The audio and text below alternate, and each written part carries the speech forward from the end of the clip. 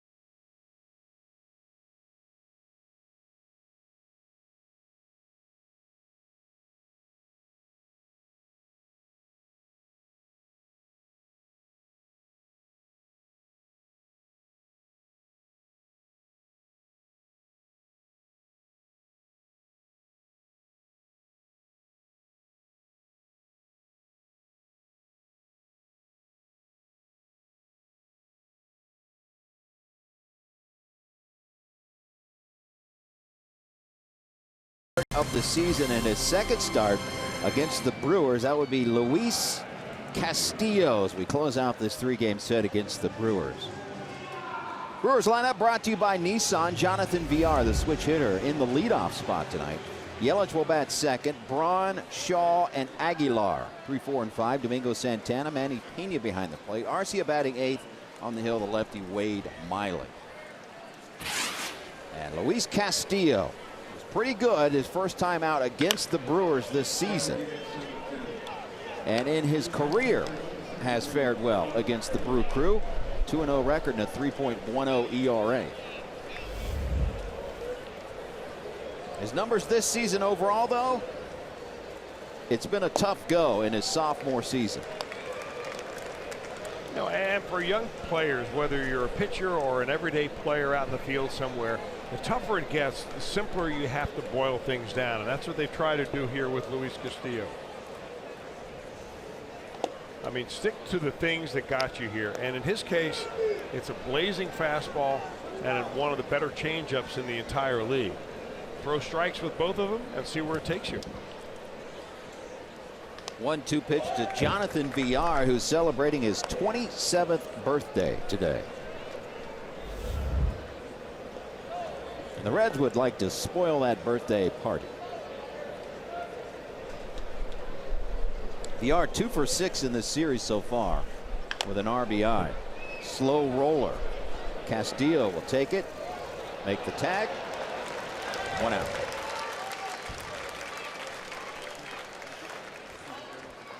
Here's your 4 defensive lineup for the Reds. Adam Duvall, Billy Hamilton, Jesse Winker. Around the outfield, Suarez, Peraza, Blandino back in the starting lineup tonight at second. Scooter Gennett still out with a shoulder injury. Joey Votto at first base. Devin Mesoraco catching tonight. Luis Castillo. Mesoraco in there for a couple of different reasons. One, of course, the Brewers are starting a left-handed starter. And the other is that he has caught Castillo quite a bit. This is Castillo's, 22nd Major League start. And this will be the 8th time that Mesoraco has been behind the plate. So for a guy that's been a part-time catcher behind the plate, these two have worked together a lot. Christian Yelich 3 for 8 in this series. Hasn't driven in a run, but he scored 3. Whew. That is an attention-getting pitch right there. You get a 95 at your kneecaps.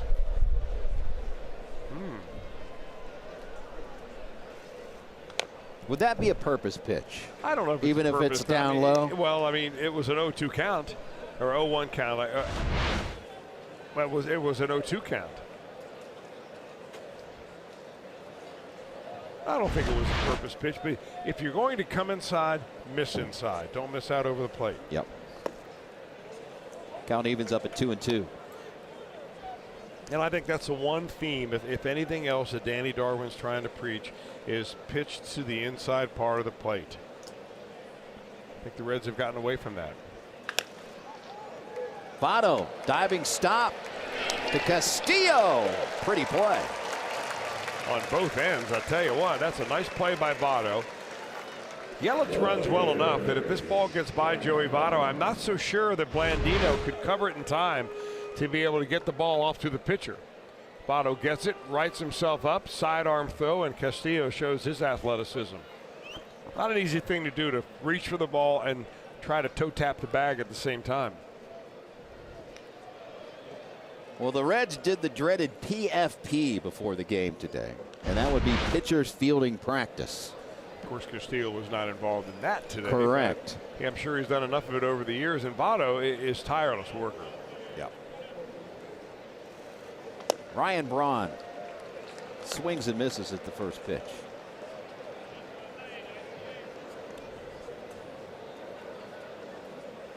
Braun, a .258 batter, 5 home runs, a team leading 17 RBIs.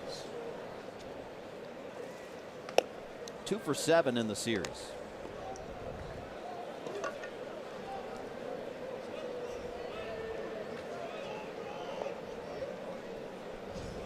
The last 13 games, though, Braun's really turned it up. .348 batting average, a couple of home runs, and 9 runs driven in over those 13 games. As I said, he leads this team in RBIs. Yeah, I wouldn't really put too much into offensive numbers so far this year. There's some players getting off to great starts and all, but the cold weather. Now, remember, the Brewers play half their games indoors, but still, cold weather really makes it tough for hitters to kind of get into a groove. I really believe that once the warm weather comes around, we're going to see every bit as many home runs as we did last year, maybe even more. Do you think the cold weather had the effect of more strikeouts than hits in April for the first time ever? Does the weather play any part in that? Well, I know we've been trending that way overall in baseball. The trend speaks for itself. I mean, the embarrassment of a strikeout is no longer there. Yeah. It used to be take 2 and then hit the right field. Now it's take 2 and see if you can hit it in the upper deck. Swing and a miss. Nice start for Castillo. Reds coming up.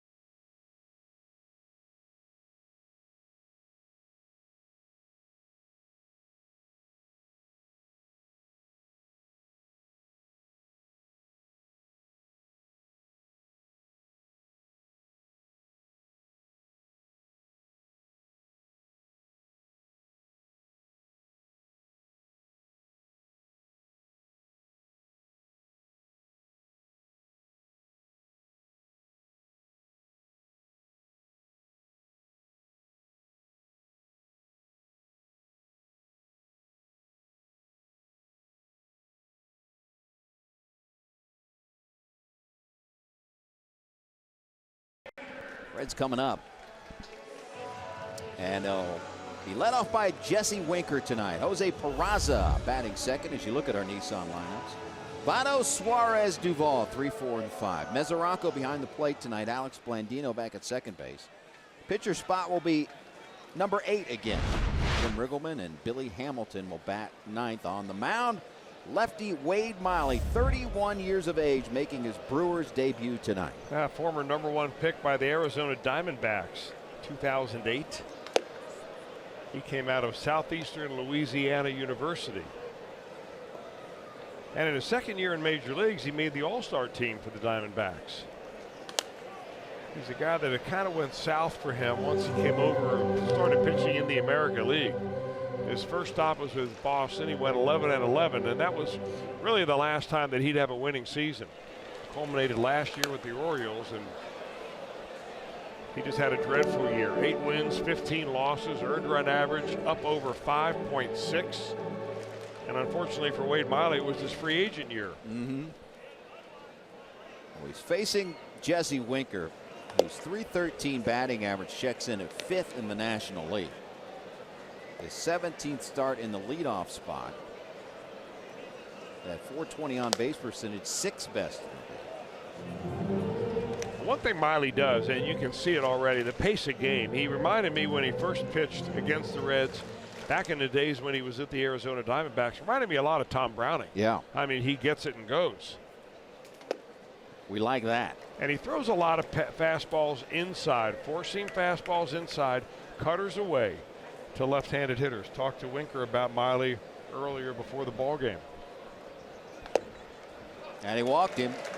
And Winker came in with a .412 on base percentage leading off the game. That's best in the National League, and he bettered that right here. Well, this is not a leaderboard that you want to be on, man. He just about left everybody else in the dust. Miley had 93 walks, and the interesting thing about that is he only pitched 157 innings. So I would imagine that he's going to be really trying to attack the strike zone tonight. The walk of Winker aside, that ball was just barely off the plate. And here's Jose Peraza. Average at .296. That leads all National League shortstops in batting average. In the air. Left center field. Playing center field tonight is Christian Yelich. He's got it. And Winker tags up, goes halfway, and will go back. Look out. Throw over. And let's check out the Brewers defensively. The Ford defensive lineup. Braun in left field, second straight night. Yelich in center field. Santana in right. Travis Shaw at third base. Orlando Arcia at shortstop. VR at second. Aguilar at first base. Manny Pena behind the plate.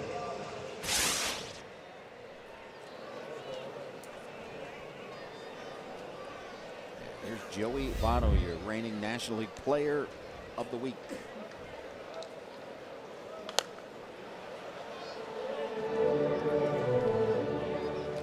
Not an extensive track record, Miley versus these Reds players. And not much success except for Votto. There you see the numbers, 4 for 9, a home run in his matchups with Miley. That was his breaking pitch. He throws a knuckle curved or a spiked curveball, and we'll get a sneak peek inside of his glove and let you know when it's coming. You'll see his index finger crooked from the center field camera.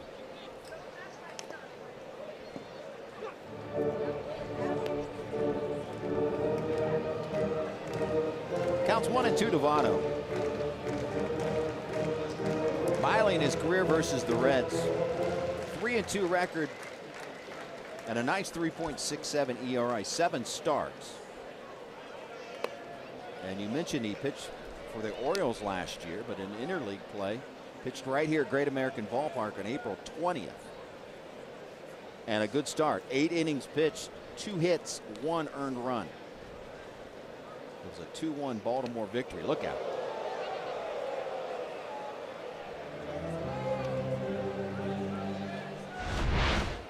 Now there's the curveball. You kind of see it coming off of his hand right there. Just slipped right out. No malice intended.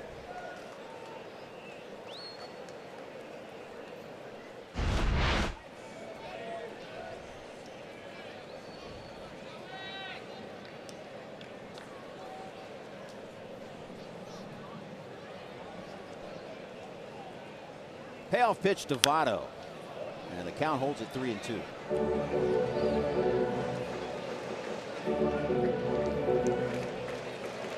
Votto with that 269 batting average, but the on-base percentage up above 400, which you expect.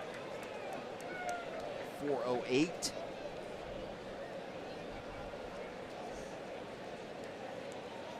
Up the middle, right where the Brewers have him played defensively. They'll get one out at second base, but throw it into the camera well, and Votto will be on to second.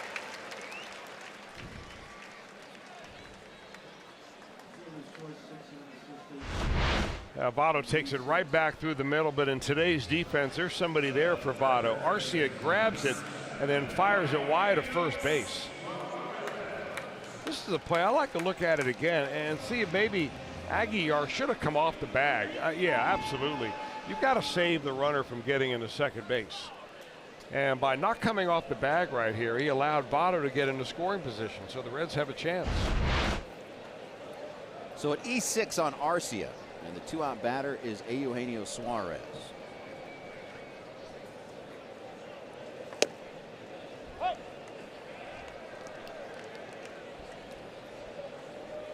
Suarez, since his return, 21 of 29 plate appearances since coming off the disabled list have come with men on base. He has 9 hits, 10 RBIs in those 20 plate appearances. Well, that's what happens when you bat down the order and you've got Jesse Winker and Joey Votto ahead of you. So in Jose Peraza, for that matter, he's been getting on base here lately. First 2 games of this series, 7 RBIs for Suarez. Should be the 3rd out, and it is.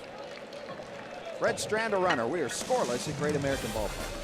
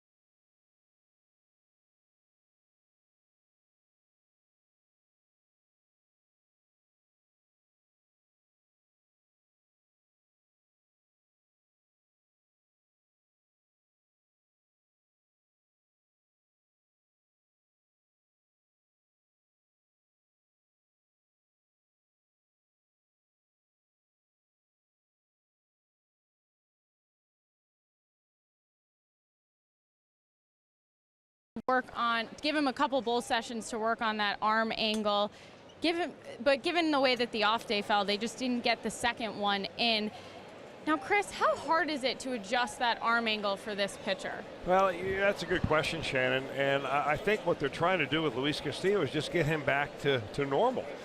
Get him back to where he was last year when he got called up to the major leagues. Get him back to where he was when he was down in the minor leagues working with Danny Darwin. So sometimes it's harder to manufacture something, which is what he was trying to do. He's trying to create movement, and in the process, he lost a few miles an hour on the fastball.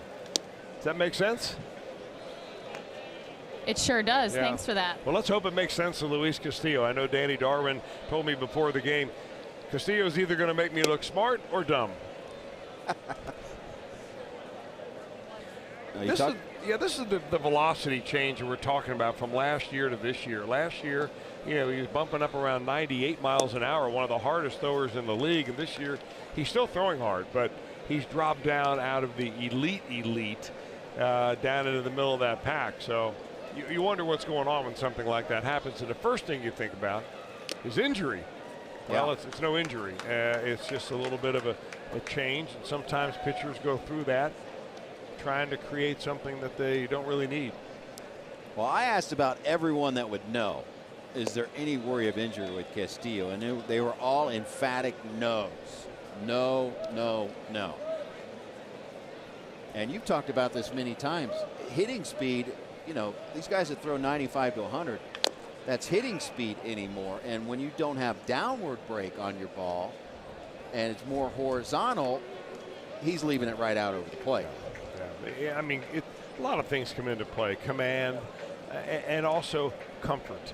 So when you start getting hit around a little bit, he started dropping his arm angle even more because he was thinking, I don't have enough movement. Well, the movement was all side to side, as you said. So I think that when he starts getting an inning like he did last inning, work through the lineup very easily, his confidence is going to go back, and you're going to see the guy that we saw in 2017. It was a 1-2-3 first inning. Swing and a miss by Travis Shaw, and that's back-to-back punch-outs for Castillo. That 1-2-3 first inning was only the second of the season. There's a changeup again, and a down and inside changeup to a left-hander. If you sell it, I mean, this is interesting because last night we had one of the better changeup pitchers in the league in Chase Anderson. He stifled the Reds' offense when he was out there, except for a couple of home runs, and Castillo's the same way. He's got to sell that changeup the way Anderson did last night. And here's Jesus Aguilar. Big fella. 2 for 5 in the series with a home run. And it was a titanic blast to left center field.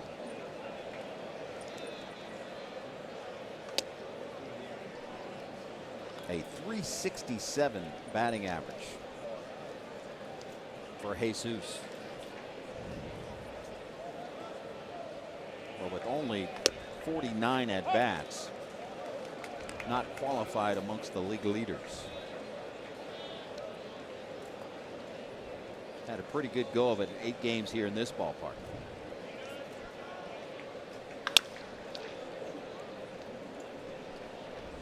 We talked about Castillo's start back in April against these Brewers. He took a 2-hitter and a 9-0 lead into the bottom of the 7th inning, where he allowed 2 runs on 3 hits and a walk, and then was charged with 2 more runs that Cody Reed gave up, and this ball is hammered into left field. 1 out base hit for Aguilar.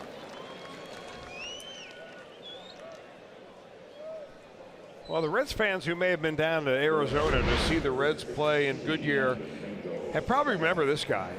Jesus Aguilar was a guy that was with the Cleveland Indians, and he always seemed like he would stand out because he was so big. I mean, he's 290 pounds, right?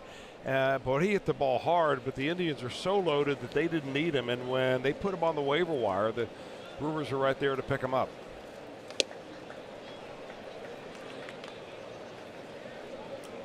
Officially listed at 6'3", 296. Aguilar. You think they shaved a few pounds off that so they didn't have to put an even 300? They might have. Past the glove of Joey Votto, and Aguilar's on his way to third base.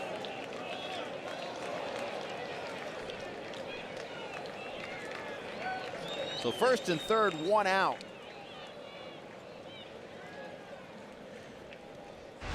Well, if there's one guy in this Brewers lineup that really likes to hit the ball to right field, he's at the plate right there. Domingo Santana, he's got plenty of power, but this ball right down around the knees, and he scoots it right by Votto.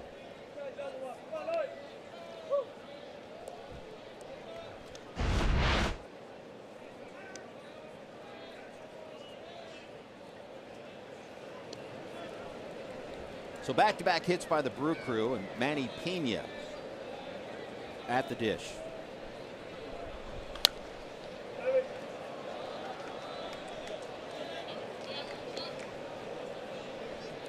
Pena is yet to face Luis Castillo.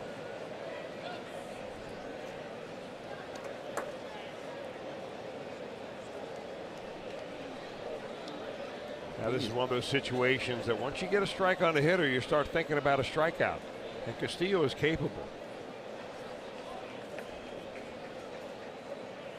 Look out. And there comes in that new screen.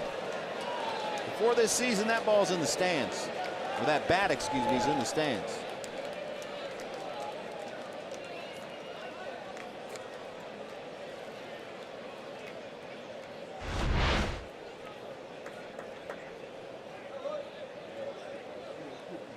Yeah, I think he even surprised himself. He'll have a trip to the Manny Mota stick.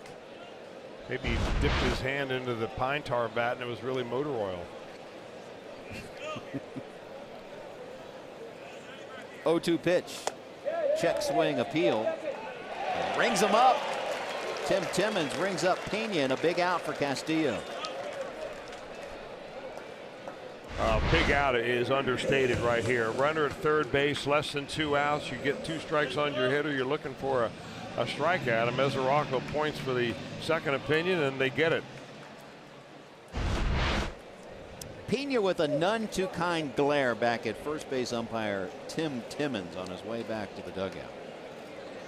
Crew chief Mike Winters calling balls and strikes tonight. Timmons at first base. Rob Drake umpiring second. Mike Muchlinski at third base.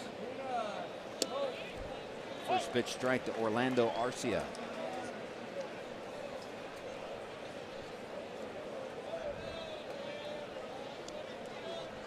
"24 games since 2017 against the Reds, a .349 clip for Arcia against Cincinnati.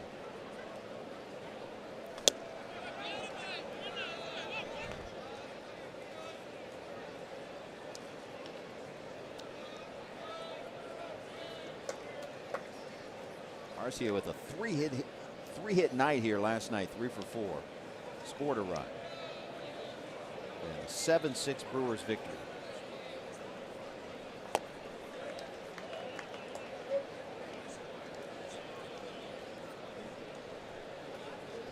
We pointed it out last night with RC at the plate. If you watch his front foot, I mean, he's the guy really looking for something that he can pull. That's why they're pulled the infield around a little bit. He's going to step in the bucket a little bit. Big long swing. Never really tries to adjust with 2 strikes. 2-1 pitch. 3-1.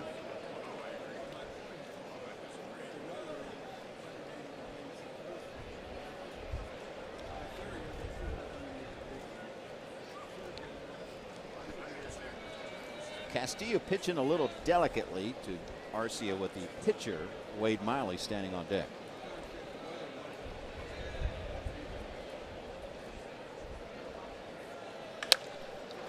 Off the glove of Votto. This will score a run. On his way to third base is Santana.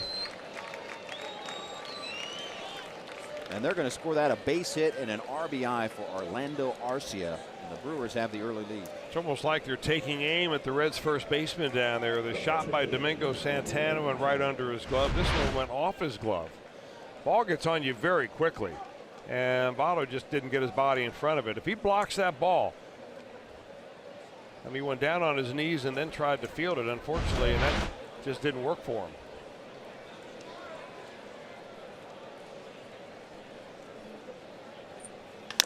Miley first pitch swinging, and this will be the third out. But damage done. Brewers get a run. It's 1-0 Milwaukee going to the bottom of the second.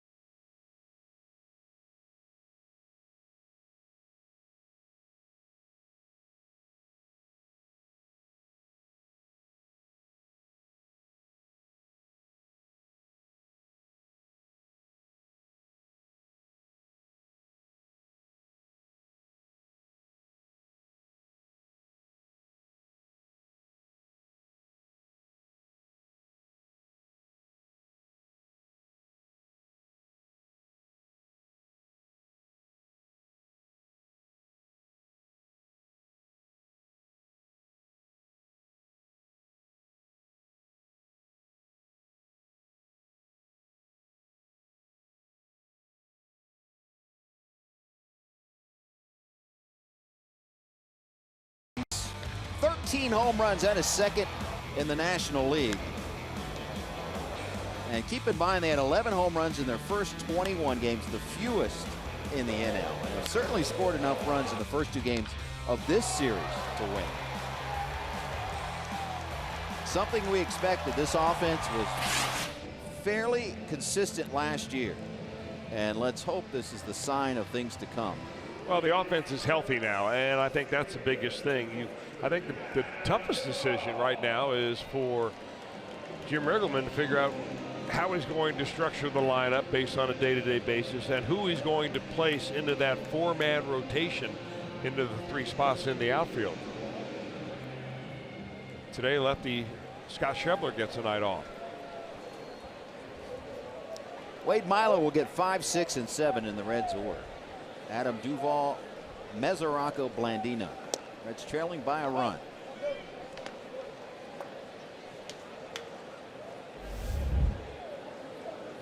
The batting average certainly not there for Duvall.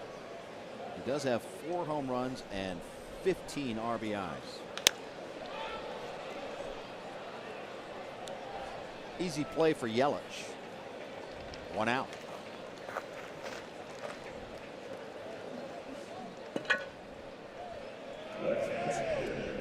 That'll bring up Devin Mesoraco. Wade Miley, a bit of a character, they tell me. He's from the deep south of Louisiana. Cajun country. And particularly when he was with the Diamondbacks, he's very self-deprecating and was often the brunt of a lot of jokes where the teammates having fun with him.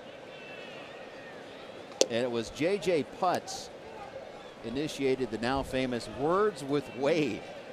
Or in spring training, during the daily spring training meetings, they would give him some fancy word and he'd have to spell it and he'd have to give the definition. And he played right along. And they came up with the hardest words you could come up with. Miley said he thinks one of the words, and I don't know how you pronounce this in German, Schadenfreude, spelled S-C-H-A-D-E-N-F-R-E-U-D-E. As Mesoraco grounds into the second out. Miley said, shaking his head, I never want to use that word again. I don't remember what it means, and I definitely don't know how to spell it.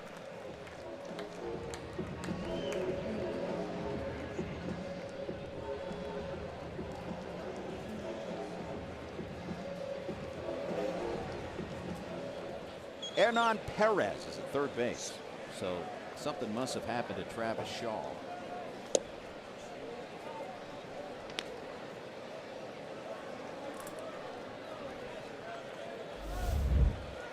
Alex Blandino last night, a night he'll never forget, his first major league home run. Garcia will make back-to-back plays in a 1-2-3 second for Wade Miley. 1-0 Brewers.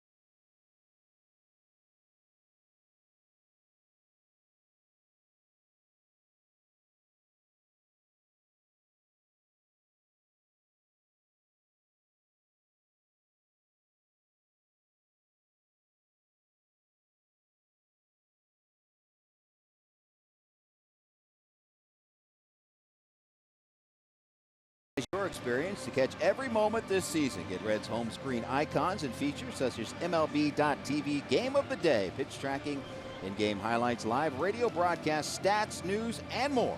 Download MLB at Bat today. One-run game. Luis Castillo back on the hill for his third inning of work.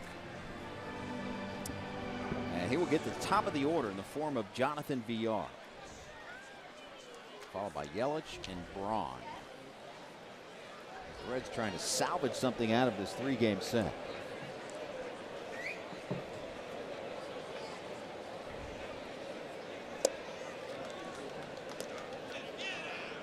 Villar grounded out his first time up.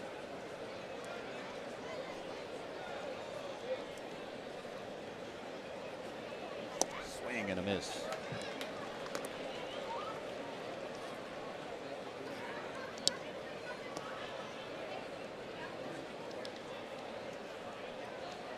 You know, now that I think of Schadenfreude,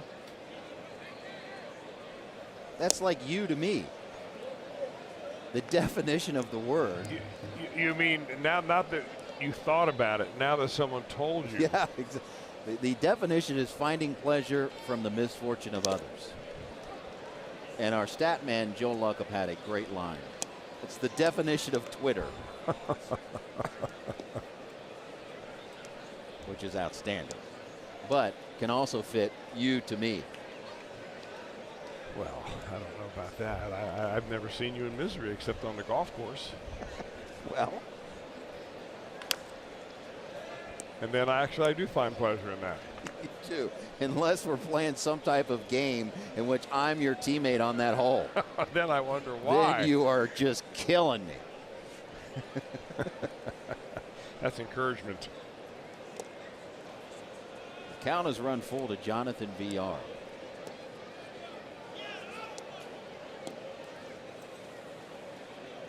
See, I didn't steal that line, Joel. I gave you credit. I usually have never met a line. I'm not shy to steal a line.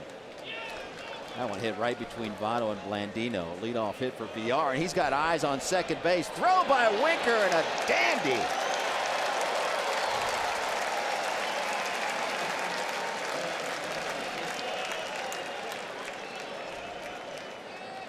Little sneak attack by Villar paid the price.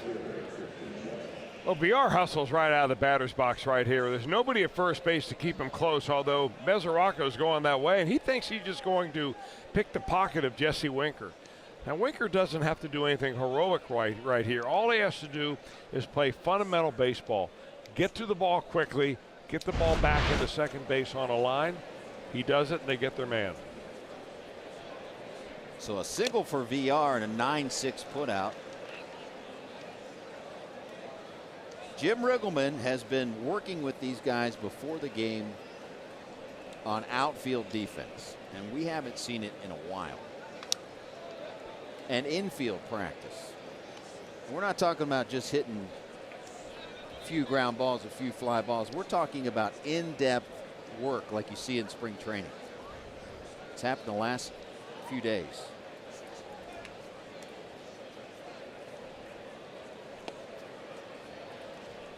And hopefully over the long haul, it's going to help guys like Winker. That guy doesn't need much help. Well, Riggleman is an old school guy, and I say that with respect. That ball is smoked.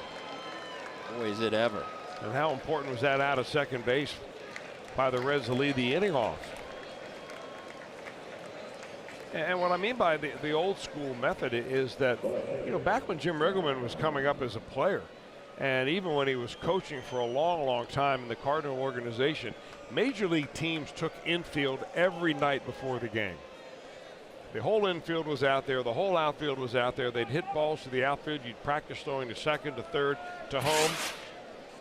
And they don't do that anymore. They don't even do that at the minor league level. So, you know, part of being a manager of a major league team now, especially a young rebuilding team, is you have to be an instructor. And he's done a lot of that. I mean, a lot of it. A little PFP today, as we mentioned earlier. I think it's a great idea because, you know, they do all these drills in spring training every day. I mean, ad nauseum.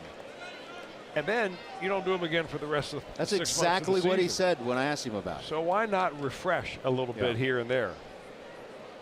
And when you think about it, if you don't take outfield practice, guys are maybe making a throw to second base or home once or twice a week in a game. Yeah.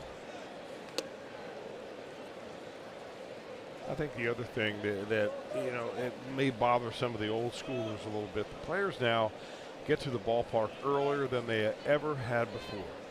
And they come at noon for an 8 o'clock or 7 o'clock game, and they hang around for 7 hours, and they eat and watch TV, and they lay on the couch and they play some games, and they look at video and take some batting practice and so on, and you get dulled. So this is a way to break up their day a little bit too. Counts 1-2 to Ryan Braun.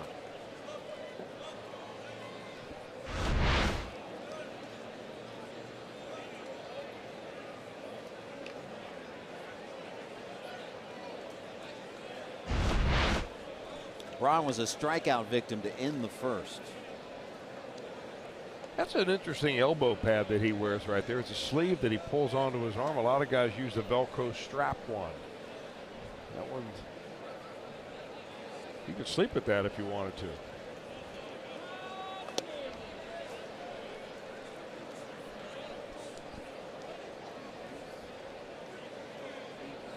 When's your birthday? I'll get you one. Already passed. It already. By the that's time right, my it's birthday right. comes around again, you can probably get one It's in April. neon. That's right. We'll figure out a reason. National Left-Handers Day or something. Buy you one of those sleeves. Suarez backs up, makes the play. Long throw. Got him. Solid. Part of making that play was checking the runner at second base to make sure Yelich wasn't poised to take third base as soon as he cut the ball loose. Watch him as he fields this. He'll check second base just to make sure Yelich isn't getting too happy down there, and then he makes a long throw across the infield. That is not an easy play. With a ton of top spin on that ball.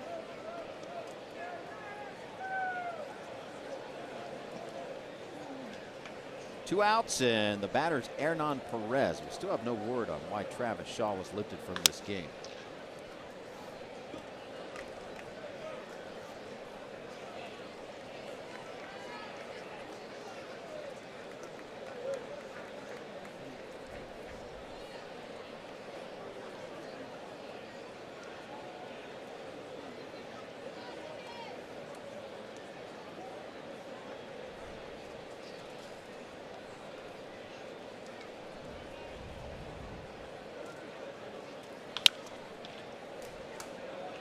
Raza. High throw. To go deep in the hole. It was a long throw, but off target. And now it's first and third, 2 outs. Well, it looks like a good throw gets him right here. Not sure how they're going to score this. Not an easy play at all by Peraza. He plants and ready to throw, and he just cuts it loose a little bit too high. Votto does a. Boy, he's getting up there, Votto does, just really to keep that ball from going into the camera well. Saved a run. They scored that in E6, Chris. It's a tough error.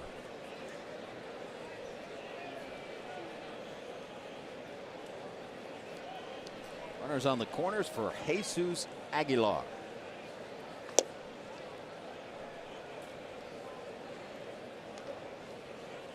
Aguilar singled his first time up and scored the game's only run.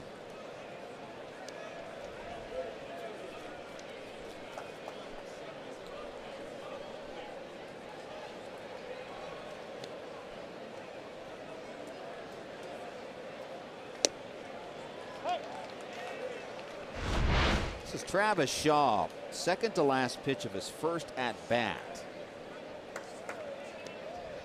Don't know if that's the reason, but he was lifted in this game as Perez came on defensively.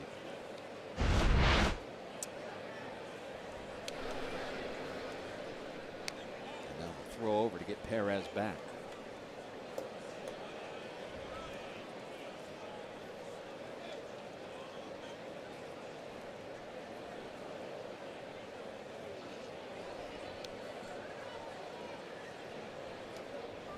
One pitch. There goes the runner from first. It's ripped foul. Look out. Ed Cedar. Big Ed Cedar, the third base coach, went a ducking out of the way. I'll tell you, I remember the days of Mark McGuire, and I guess it was McKay who was the third base coach back in those days. And when McGuire came up to the plate, I mean, McKay was almost way down there in left field. Yeah. He wasn't going to be anywhere close. I would have too. I think the same thing. I would be there for Aguilar. That guy's too big and burly and hits it too hard to react. 1-2 pitch. Aguilar holds off and the count evens at 2-2. Not a bad pitch to try to get Aguilar to chase.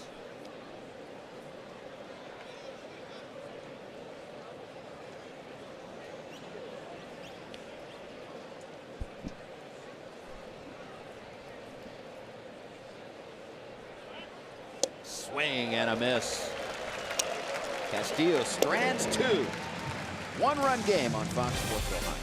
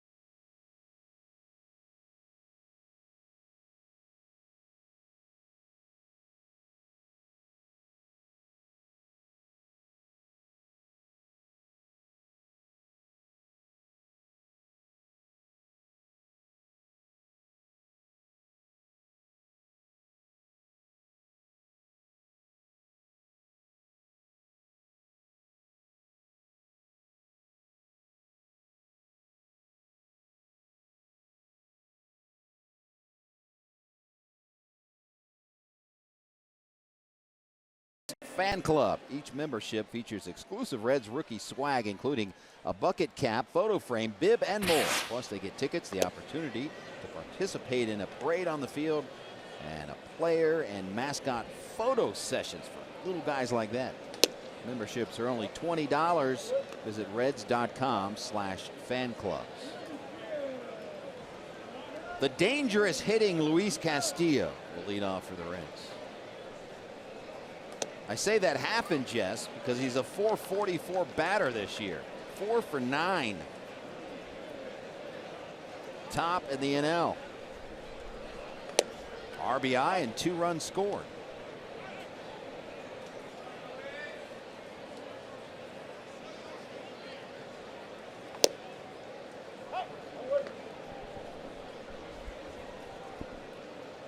You're right. Miley gets that ball, man. He is ready to go.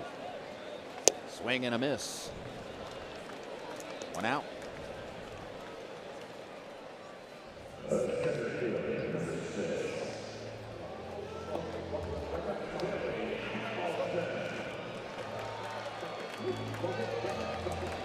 And Billy Hamilton once again hitting in the 9 spot tonight. Bat, 1 out.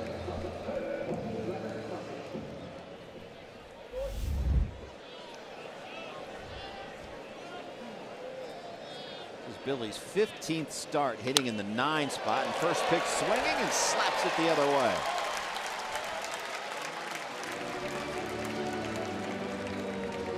So Hamilton now 4 for 9 in the series.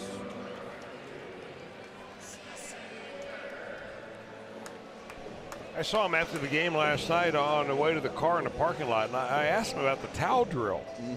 And he said, you know, it really does help. Even just using it a couple of times has made me aware of where my elbow is.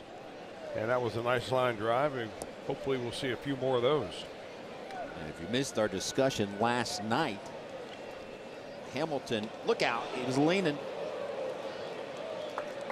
Hamilton in batting practice, it's the old towel under the arm trick where you're trying to keep your elbow down. It's designed. Here's the drill. Chris, you could better speak of what it does. Well, the higher your elbow goes, the more you have a tendency to kind of scoop the swing, carve it, so to say. And the whole idea is to get that bat into the batting zone on a nice line and as efficiently as you can without a little loop in it. Perez in foul ground. 2 outs.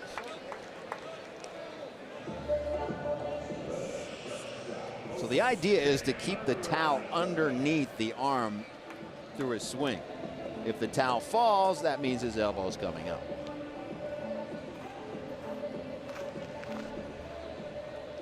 Two-out batter is Jose Peraza.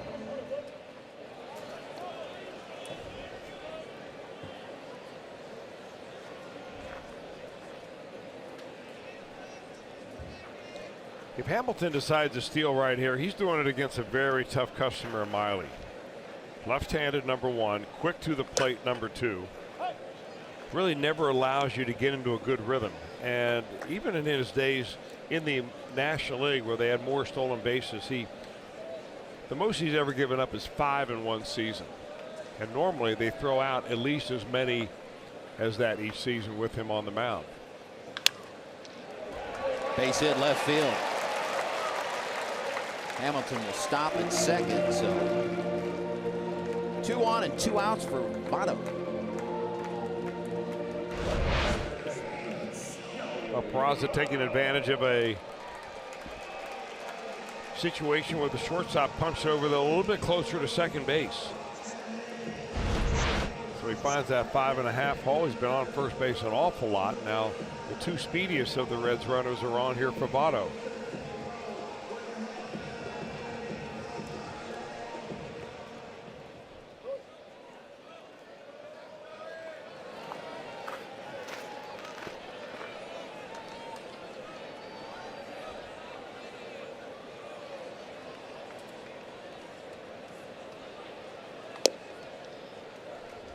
Pena trying to frame it, but it misses outside, ball 1.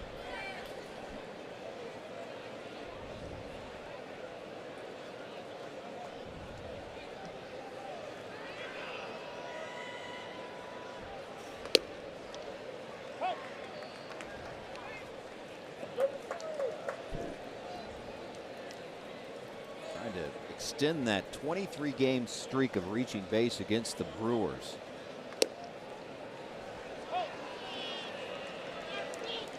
Well, that would make him a very close friend of Eric Thames, the everyday first baseman for the Brewers, who is now on the disabled list with a bad thumb. A couple of breaking pitches in a row right there. Miley will throw a curveball in the 70s, a little slider in the 80s. And now he's just setting up Votto for probably something off speed after coming in there with a fastball.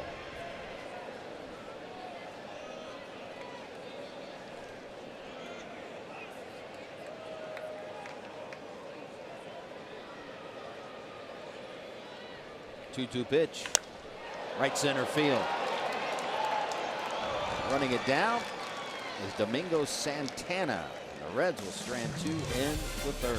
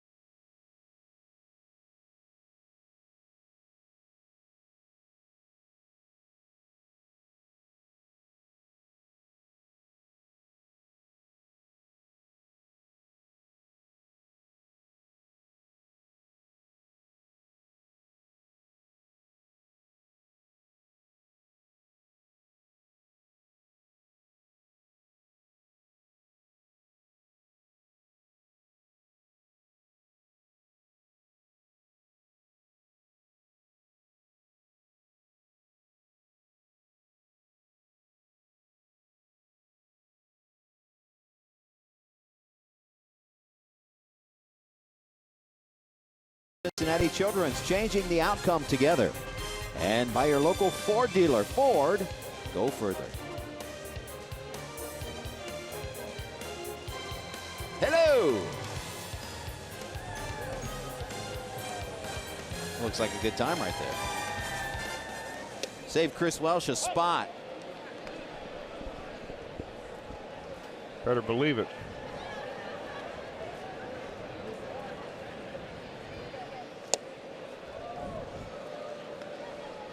Counts 0-2 to Domingo Santana.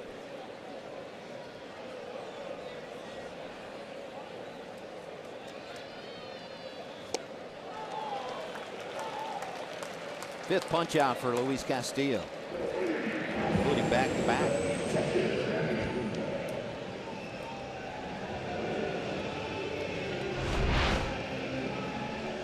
Well, he's gotten most of those strikeouts on that changeup of his, and it's really bottoming out nicely. And the reason why is because of that arm angle. I mean, we've talked about it over and over again this week. And because that was kind of the thing that Jim Riggleman put people on back when the Reds were up in Minnesota. And they've been watching Castillo when he plays catch in the outfield and trying to watch his bullpen. But you have to keep your fingers on top of that changeup, and he's working it very nicely here this evening. Well, his mechanics were so out of whack that Riggleman even took it a step further, wishing that tomorrow's off day fell on Castillo's day to start. And if that were the case, they were going to skip him a spot in the rotation and work with him extensively in side sessions in the bullpen. They didn't have that luxury.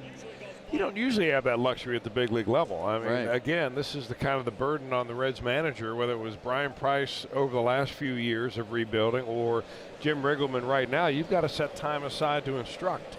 Meanwhile, you're being judged on whether you win games or not. But it was a very honest answer by Riggleman, saying we would love to get his mechanics back in order.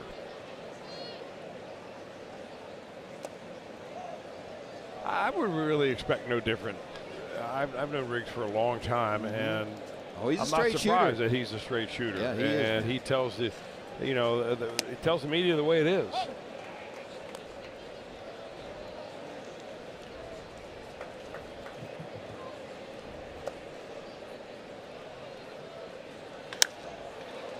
Orlando Arcia has hit the ball hard twice. This one will go to the wall. And a 2-out double.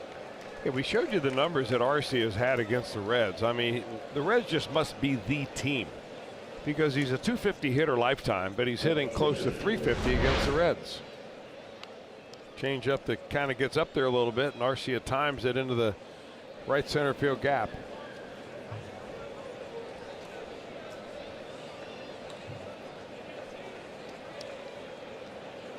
Arcia now 5 for 9 in this series.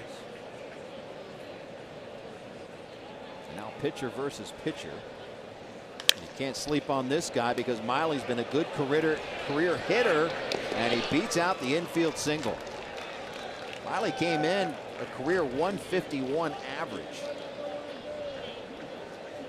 Legs out the infield single. Well, he puts a bat on the ball, and that's the most important thing. He's thinking, hey, you know, a lot of times with nobody on base, a pitcher is going to be asked to take a pitch until you get a strike, just in the off chance the opposing pitcher will walk you. But with a runner in scoring position, Arcia is sitting at second base. You're going to hack at the first thing you like, and he liked that fastball and picked up an infield hit. All of a sudden, a nice, easy 1-2-3 inning bottom of the order has turned into a potential problem.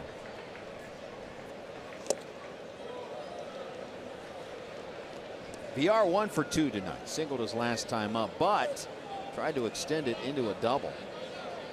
That was thrown out by right fielder Jesse Winker. We all get a little greedy on our birthday. VR turns 27 today. And he was getting greedy with that swing. Well, you slow him down with a changeup and you speed him up with the heater. No balls, 2 strikes.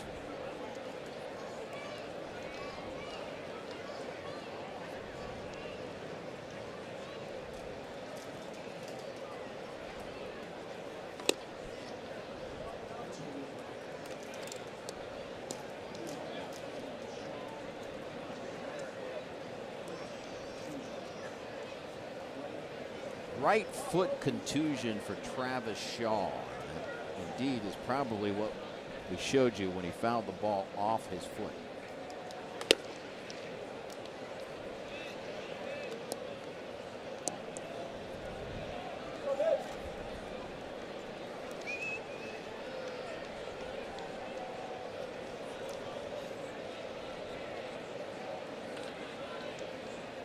Two balls, two strikes, two outs. Runners on the corners. And the count is full.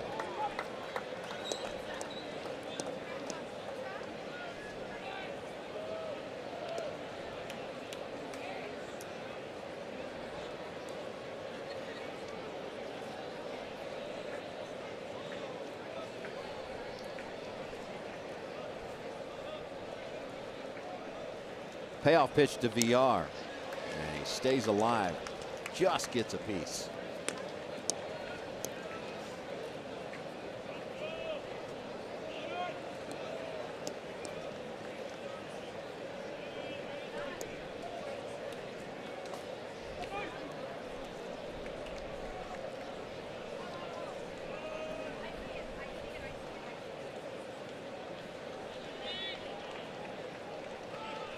Miley trying to get a running start with the 3-2 count and 2 outs at first base, but Castillo looks him back.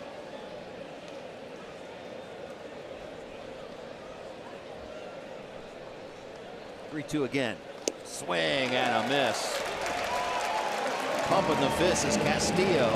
He gets out of the jam and keeps it a 1-0 game.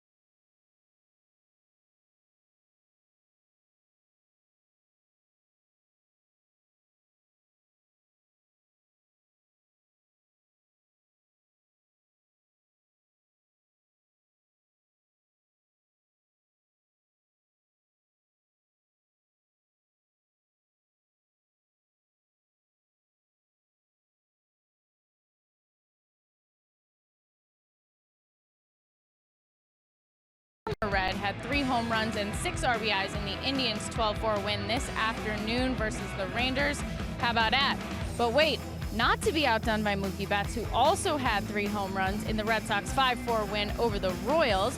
It was Betts' 4th career home run game, which broke a tie with Ted Williams, the most in Red Sox history. Betts also became the first player in MLB history with a 4-3 homer games before turning the age of 26. Have a day, Mookie Betts, eh, Jim? No question. Anytime, Shannon, that you knock Ted Williams off any stat pedestal or any milestone, you've done something big time. Teddy Baldwin.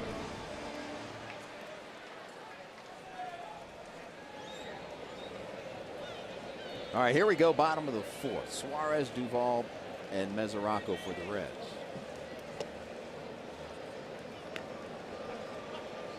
Miley's had a fairly easy time of it, just 2 hits for the Reds. They've left 3 on base.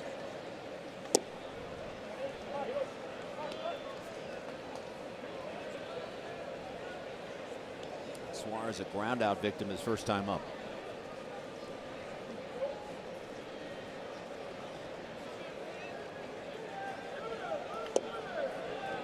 You know, every time you say those three dreaded words, left on base, it reverberates, because that's the one common theme. Even though the Reds have a pretty good offense, they've not been able to come up with a consistent big hit in a ball game. Yep. And they lead all of Major League Baseball in most runners left on base. And that is basically the difference between a lot of wins and a lot of losses at this point in the season. And it's multiple runners on base. Like last night, they left 2 in the second, 2 in the third, 3 in the seventh, 2 in the eighth. And a one-run game, just one clutch hit through that sequence can make the difference. Suarez was on his way to first base, and he's going to clear around crew chief Mike Winters on his way back to the dish.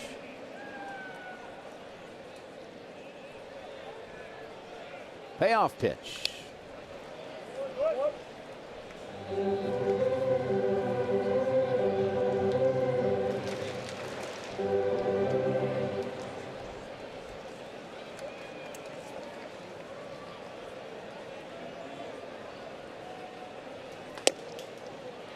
This time it's ball 4. Leadoff base runner for the Reds. Second walk of the night, surrendered by Miley. That wasn't a whole lot different than the one that he thought he was going to first base on earlier in the count. And sometimes you think, oh, well, you don't want to make an umpire mad at you, but I think those days of retaliation by the umpire are gone, because do you really? They're judged on every pitch at the end of the game, and they get a score. Yeah. So I don't think it can be anywhere near as blatant as it once was. So sometimes you argue and you think, well, maybe the umpire thinks, well, you're marginal. Maybe the next one that is marginal will go to him. And that could have been the case here in the at-bat with Suarez. Do you think those grades should be made public? Like no. hitter stats, pitcher stats? No, because I don't think that the strike zone is accurate enough to do that. The one we see, the Fox tracks, is not a perfect science yet. All right. So until they perfect it, there's a margin of error, and I don't think that you hold those guys to a standard like that.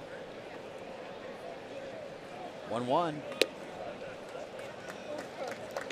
And where it varies for me the most is the top of the strike zone, because the top of the strike zone varies more than any other part of the strike zone. And defined the halfway point between the belt and the top of the shoulders when the hitter is about to swing. And everybody has a little different height when they're about to swing. Right. You could be 6 feet 6 inches tall when you're standing straight, but when you're about to swing, you could be, down to 6 feet. So you lose 6 inches of top of the strike zone. And that's the variable that umpires have a hard time judging consistently. They're taught to get their head right at their eye level at the top of the strike zone when the hitter's about to swing.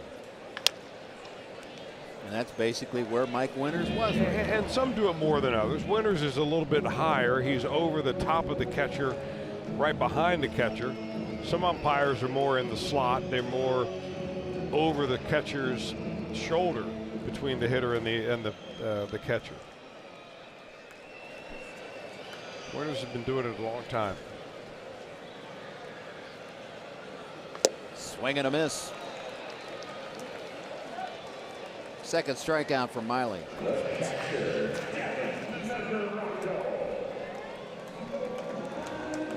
Let's go back and take a look at the upper part of the strike zone on Suarez. This is the one that he thought was ball 4, and it was actually a strike. The one on the right is ball 4.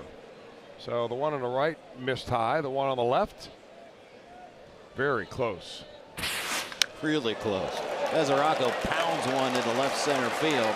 That'll go to the wall. On his way to third base and being sent home is Suarez. Throw to the plate, not in time. And the Reds have tied it up.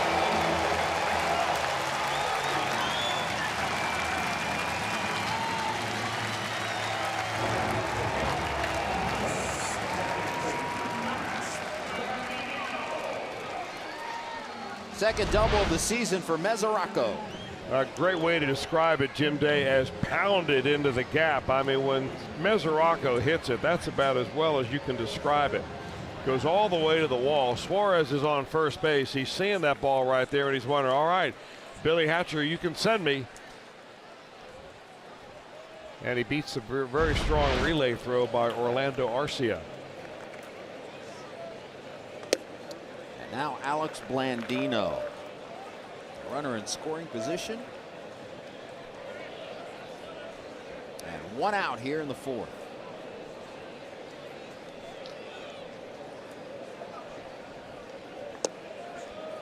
And Blandino thought it was very touching. In fact, Shannon Ford touched on it in the open. We heard him on the postgame show last night.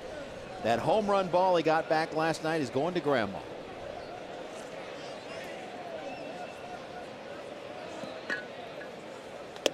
Can you imagine, as we look back on last night, this was a moonshot to left field.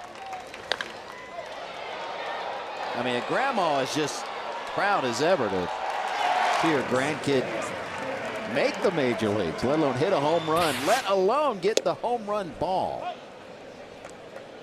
That's good stuff.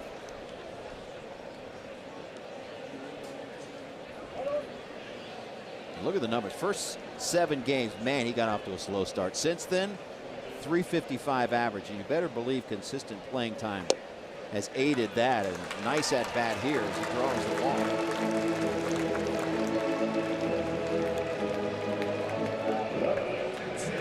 Second walk of the inning by Miley. Yeah, third overall in the ball game. He walked the bottom there. They walked the first batter of the Reds' first inning. And Jesse Winker, and that was the problematic thing for Wade Miley last year with the Orioles. With one out, the question is, will Castillo be asked to bunt? The answer probably yes. At least the Brewers think so. Here comes Perez from third base. Aguilar from first. Now the thing to keep in mind right here is that this is where teams love to play very aggressive defense. When you have a forced play at third base and a catcher running at second. So in that last play, they brought the third baseman Perez coming hard. He tried to come in hard, and the shortstop covered third base to try to get that forced play.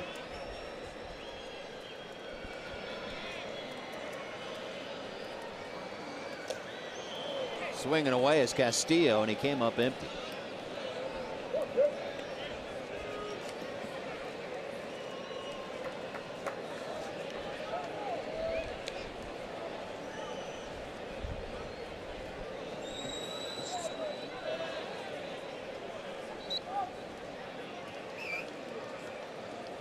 Now Miley, a look over at Hernan Perez. He's given some defensive signals. See how the Brewers defend this. We'll see if Castillo squares. He does with 2 strikes. Pulls it back and swings and misses.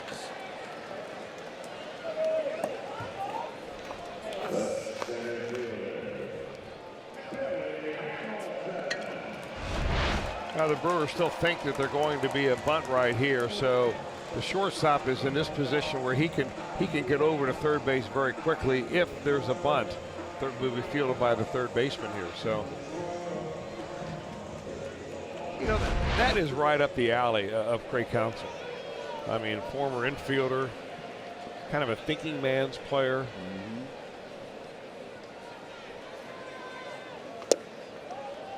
Hamilton looks at a first pitch ball.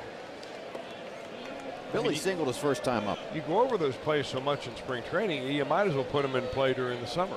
Absolutely. 2-0. This has been a roller coaster of an inning for Miley. He's walked 2, he's struck out 2, and given up an RBI double sandwiched in between. 25th pitch of the inning for Miley on the way, and it's a swing and a miss by Hamilton.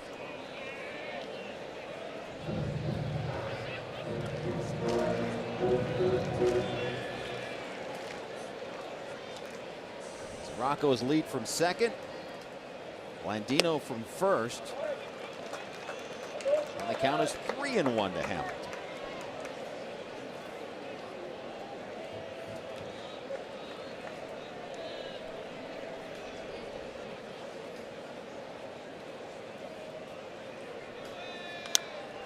Right side. They're falling near the Reds dugout.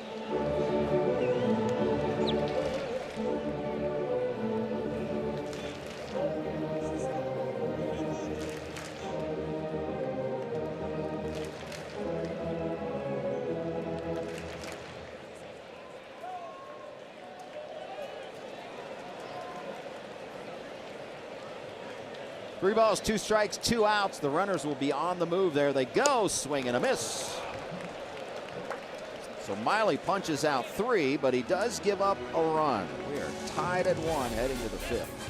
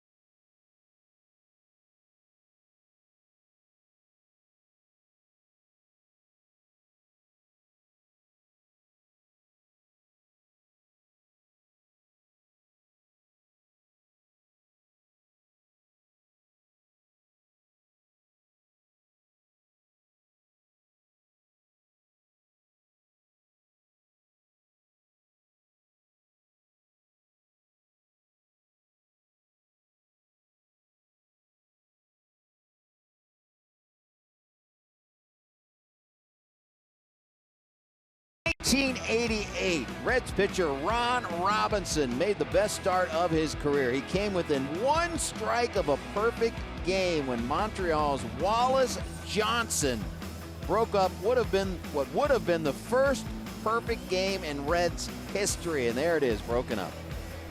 Tom Browning came a little over 4 months later, his perfect game, and the Reds would win this game 3-2. But the creature, the guy they called the creature, Ron Robinson. All-time great guy. He comes out just about every one of the Reds Fest weekends that they have in December. Yeah. Always good to see Creech. The true creature. Think about that. Within one strike of two perfect games in one season. Incredible. Brand new ball game, 1-1. Christian Yelich versus Castillo here in the fifth. Yelich, Braun, and Perez.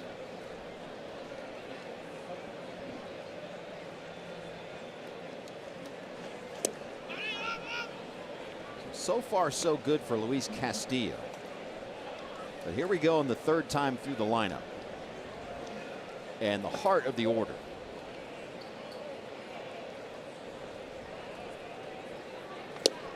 Took some off. 2-1.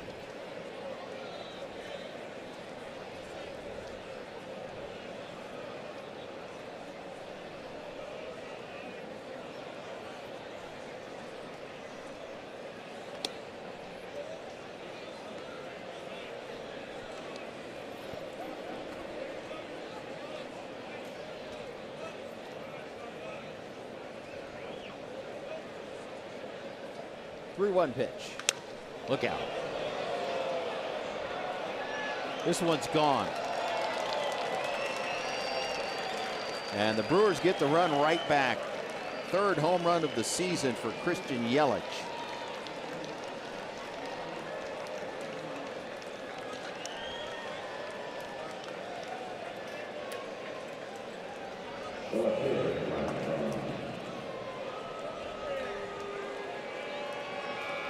He's going to end up with a boatload of home runs by the end of the season. A guy that at least hit 15 to 20, a 3-1 breaking ball right there. Changeup, it looks like, that he just kind of hung on the inner third of the plate.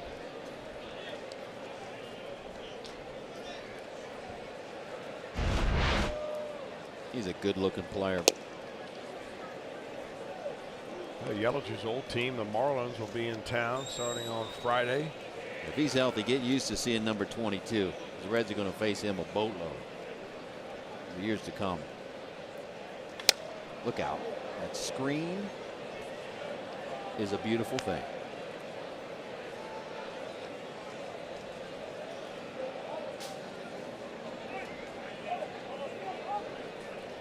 Austin Bryce cranking it up in the Reds pen.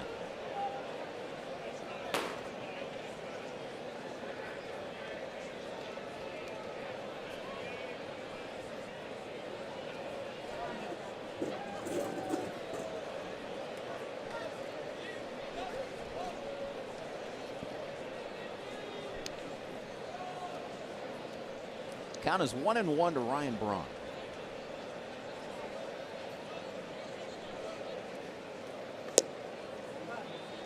So the Brewers get one in the second. It's tied up last half. And Christian Yelich gets it right back.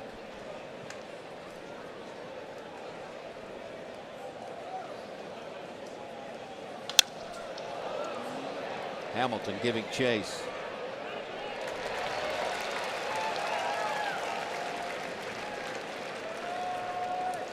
As you enjoy a Miller Lite, wherever you're watching tonight, look forward to the whole true moment later in tonight's game.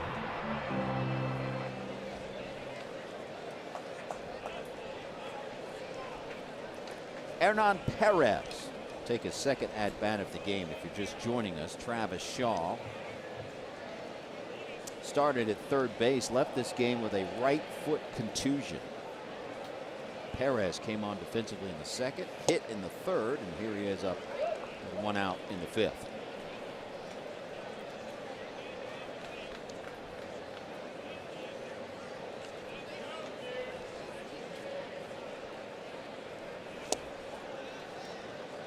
Castillo quickly ahead 0-2.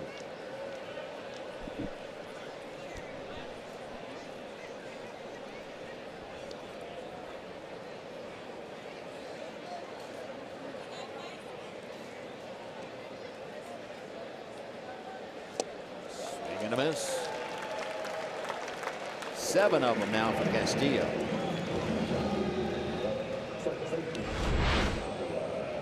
Well, that changeup is such a good weapon for Castillo. That's about as good as one he's thrown all night right there. Wow. Started at the knees, ended up down around the shoe tops. The movement on that changeup was wicked.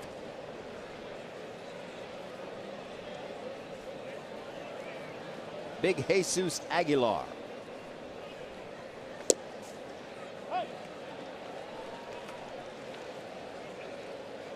I mentioned Aguilar being with the Cleveland Indians. He was a really good prospect with them for a long time. In fact, he and Francisco Lindor played in the All-Star Futures game together.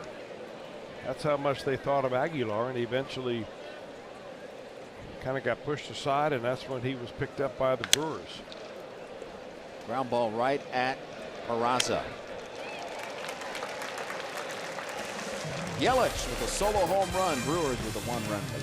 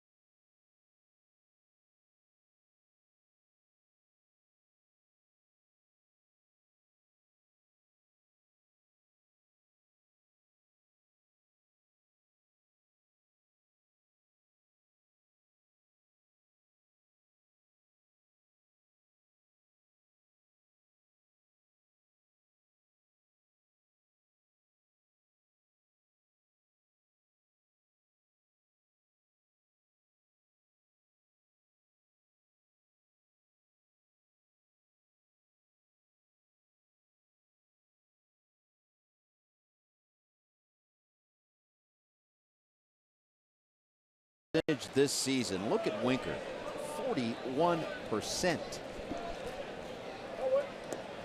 Has an idea at the plate, will work the count, will draw walks, and is a pure hitter. Spraying line drives all over the park. One of the really good things that have come along with advanced statistics following baseball around. There's so many data points being picked up now on every ball game. But one of the ones that I think are very helpful is exactly this, because otherwise you're relying on a scout's report to say, hey, this guy hits a lot of line drives. And you say, how many? He'll say a lot. Well, now we actually know, they have a certain, qualification. What is a line drive and what is a pop up and so on. So I always thought that was it's a good indicator of a player that he's going to be able to sustain the level that he's at if he's hitting a lot of line drives.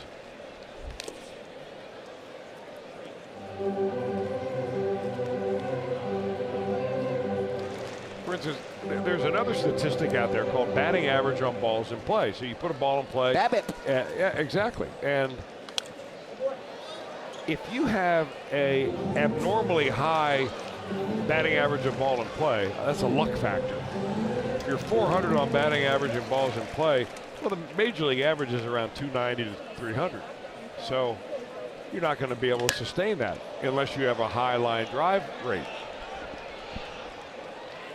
It's a charge into one, the opposite field, but Braun runs it down on the track for the first out. All right, no more sabermetrics here tonight. I got to get it out before this weekend.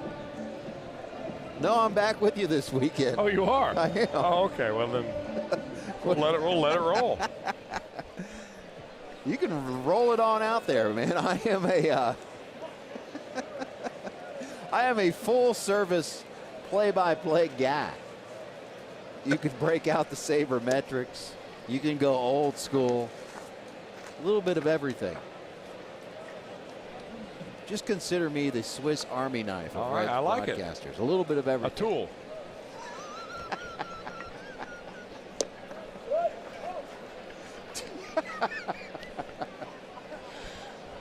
See what I told you about earlier? At my expense? If you could only remember that word, right? Schadenfreude. See? Oh, man. Are we supposed to have this much fun? Finding pleasure from the misfortune of others, and there you go. You couldn't resist. It's not the first time I've been called a tool, by the way. Today.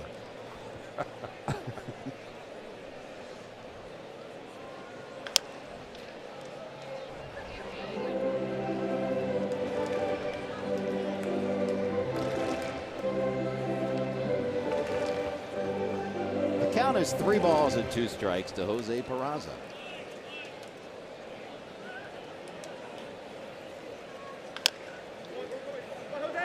Peraza can run.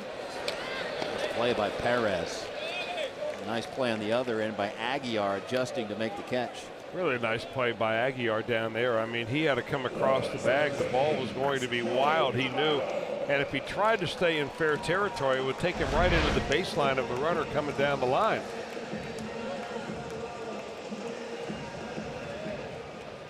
I'm not so sure Peraza really wants to run into Aguilar, but he gets on the outside of the bag right there. No, that would be like running into a brick wall. Aguilar wins that one every time.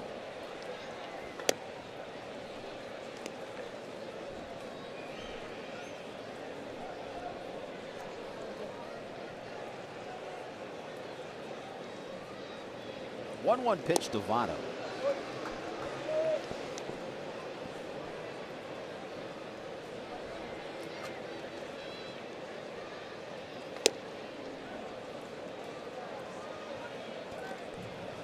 Three and one. Votto just stays in the box, and Miley gets that ball and fires. Hard hit ball right at the second base. 1-2-3 fifth for Miley. 1-run game at GADP.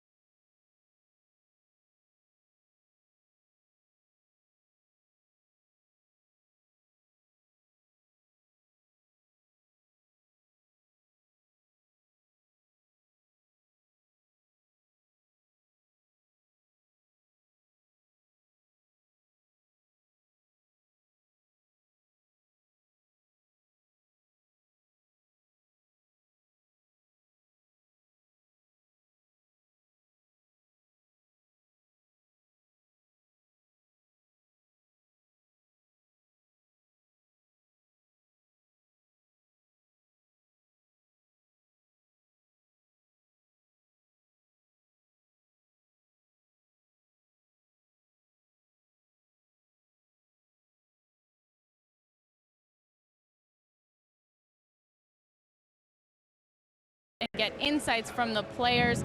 Follow Fox Sports OH on Instagram. Now, a couple of young fans were trying to get some autographs from any player they could pre-game. Scooter Gennett was happy to oblige, but not before teaching these kids a lesson about manners. He said, if you say please, I'll come over and sign your ball. So a lot of pleases were coming out of their mouths, and Scooter signed all of their balls. A couple of young kids' days being made, and Scooter just being Scooter. Right, guys? That is Scooter being Scooter, and, you know, Cincinnati born. Good stuff right there. People in Cincinnati have manners.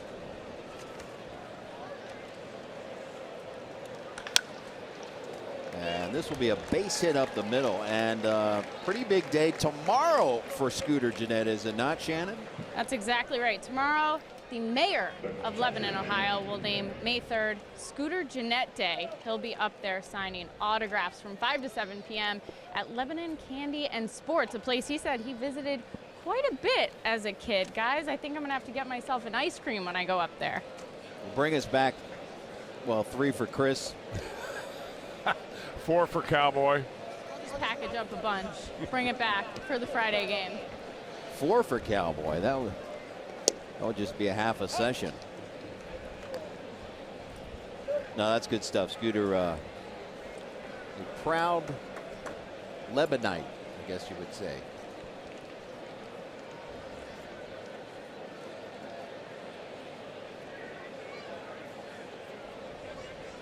'96th pitch of the night, and this could be 2 for Castillo, and it is.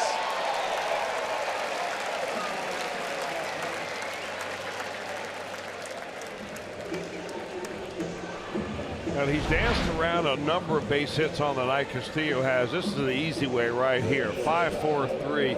Hit sharply enough to make it easy.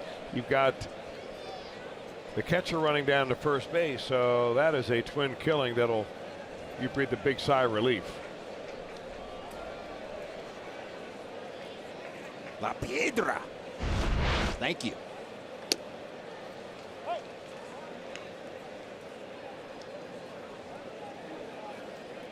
But now he'll tangle with Orlando Arcia again, who's 2 for 2 tonight, including an RBI hit.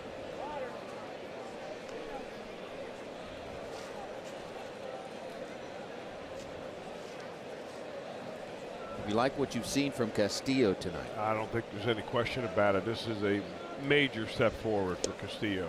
His changeup has been right back to where it was. He got to the point, you know, the arm angle aside, got to the point of lowering his arm so much on that changeup that he was almost pushing it out from his uniform. And there was no deception, and there was not a lot of break.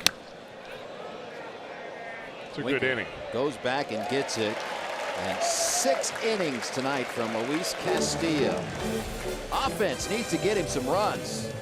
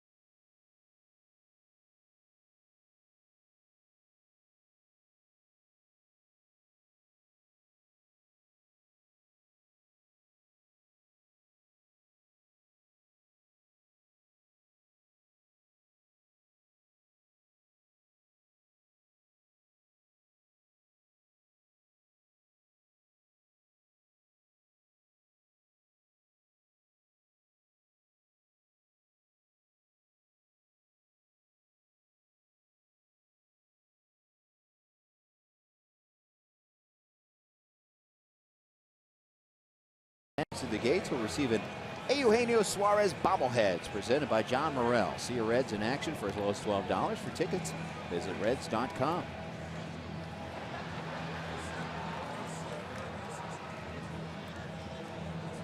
Luis Castillo, 6 innings in the books. 2 runs surrendered. Reds are trying to get him some runs here in the 6th. Couple more changes for the Brewers. Christian Yelich moves from center field to left, and into the game in center field is Brett Phillips. So Ryan Braun lifted from this game. Braun has dealt with back issues on and off. We'll see what the story is with Ryan Braun. Wade Miley has been very good here tonight.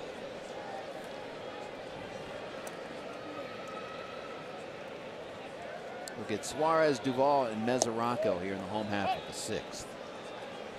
And we talked about Miley being a character earlier on in this game. I had heard that he had some connections to our guy Bronson Arroyo. Suarez sends one the other way, but Santana runs it down proudly. When he was with the D-backs, Bronson that is, and Miley, they played together in a band of teammates. Bronson, of course, on guitar and vocals. And I guess Wade Miley played a little bass. Oh, really? Mark Trumbo was on the drums and lead guitar. Aaron Hill played rhythm guitar. A.J. Pollock was also in the band. And they had a music room for the group to practice, and Fender Guitars supplied the entire music room. And I had to confirm this. I texted Bronson today, and he said, yep, that's exactly what happened. Hard hit ball, and a nice play again by Perez, and Aguilar with the tag.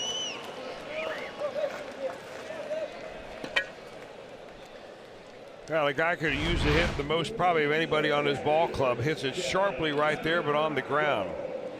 And Perez has already made a couple of nice plays at third base. He makes another one, and that time Aguilar just moved right off the bag and had to apply the tag to Duvall as he went by.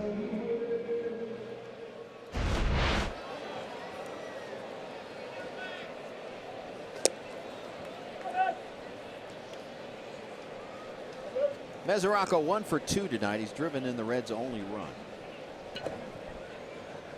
Perez can play all over the field. You know, it's one thing being able to play all over the field. It's another thing having a manager that was willing to put you in all those different positions. Even pitched. Well, you got to lobby to play catcher too, don't you? Get him in there at first base. Well, let's complete the set.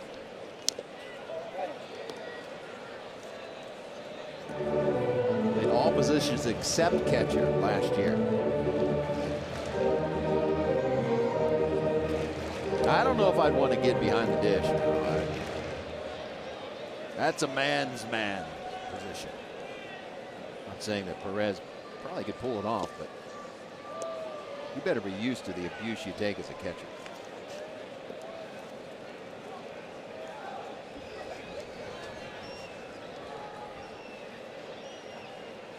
1-2 pitch to Mesoraco. Left side of that infield active. Back-to-back 1-2-3 innings by Wade Miley.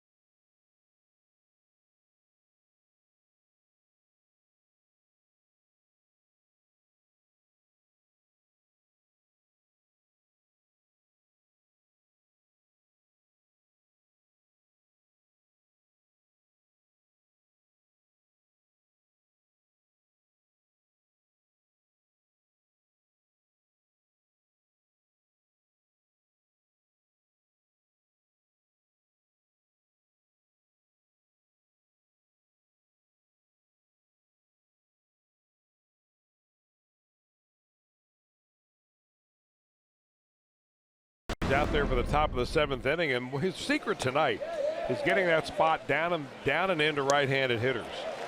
First with a fastball, and then time after time with changeups. Look at the movement on that pitch. It just starts high, ends up just below the strike zone, and that has been a very big key for the Reds right-hander this evening. He's on the 100 pitch mark, and Jim Riggleman sends him out there for the 7th. I imagine you like this, Chris Wells. Oh, I love it, and this has got to be a direct result of having Danny Darwin in the dugout and listening to the pitcher, and also realizing that you can't lean on your bullpen every night. This guy's throwing the ball extremely well right now, and they're asking him to give him one more inning. 9 spot and pinch hitter Lorenzo Cain. And if you're in Castillo's position, you're thinking, of course I want to go back out there. I mean, if I leave the game right now, all I can do is be the losing pitcher. Right. If I give you one more inning, I may spit the hook, or I may even get up and become the winning pitcher if the Reds can muster a couple of runs.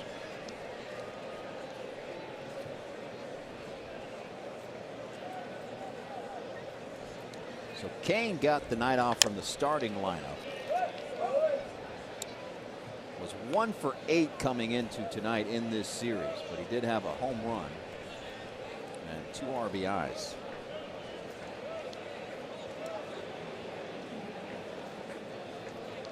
A couple of good pitching performances tonight, and you can close the book on Wade Miley. 6 innings pitched, 3 hits, 1 run it was earned, 3 walks, 4 strikeouts.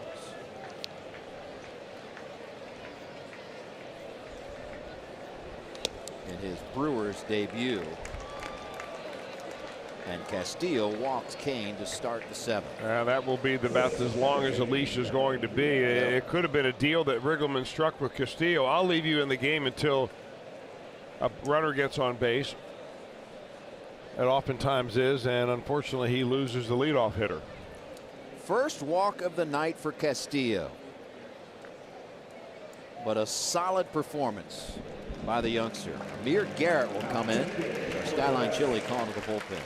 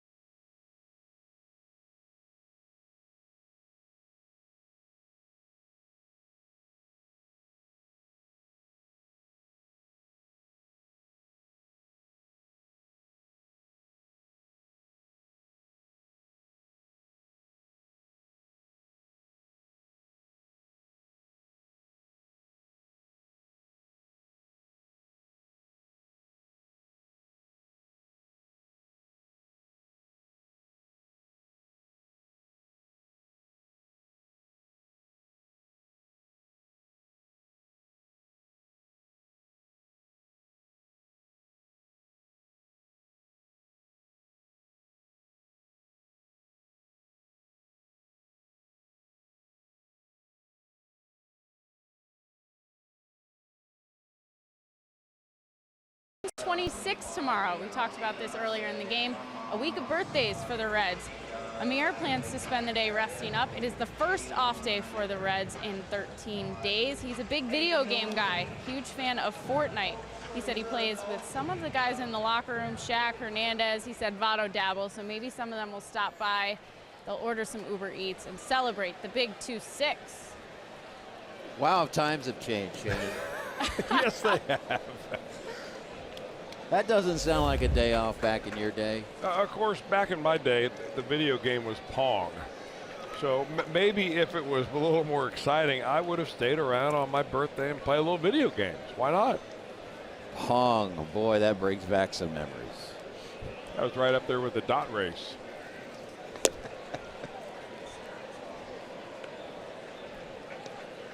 Wow. And the Uber Eats, I mean, now you don't even have to leave. I mean, before it was, you know, you got pizza delivered back in the day. That was your only choice. Yeah, that was it. Well, he could use a ground ball right here because he'd love to keep this deficit only at 1.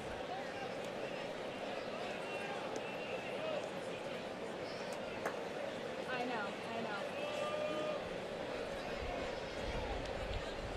So you won't be playing video games tomorrow? No. I'll be cutting grass tomorrow. With your 7-iron? Correct. I know you too well. You're not really cutting grass. Small pieces at a Small time. pieces at a time. Of course.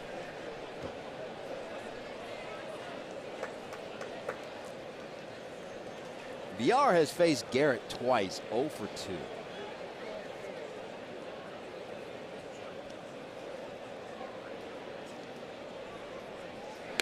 Yeah, they're going to keep their eye on Lorenzo Cain at first base. I mean, he's not one of those base stealers that'll be atop the leaderboard at the end of the year, but he had, 26 bags last year when he was with Kansas City.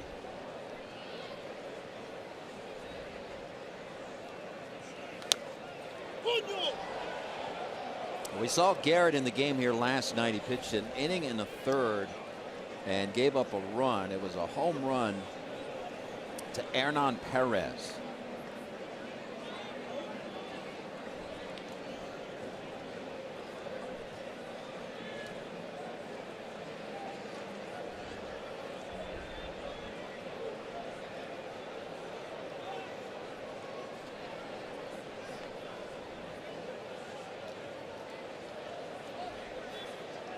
That may be an indication to throw over when a runner dives back to the bag. It tells me anyway that he might be leaning a little bit. He had a very small lead.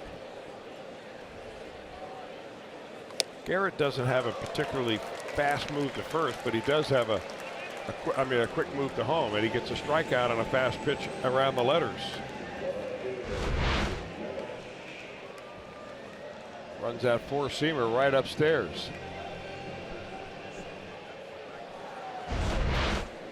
Now lefty v. lefty. Christian Yelich had himself a night, 2 for 3, a double and a solo home run last time up. That's the difference in this game.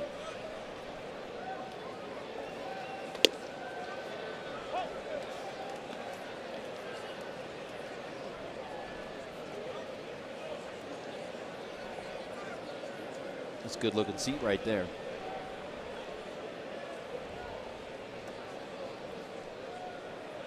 Really not a bad seat in this place. No, it's a beautiful ballpark. Intimate ballpark. Now, we just came from one that has been voted around by a lot of different organizations as the #1 place to watch baseball in Minnesota, and Target Field's a beautiful place. I don't think it has anything on Great American Ballpark. This one lifted into short right field. Out is Blandino. And a couple of big outs for Amir Garrett.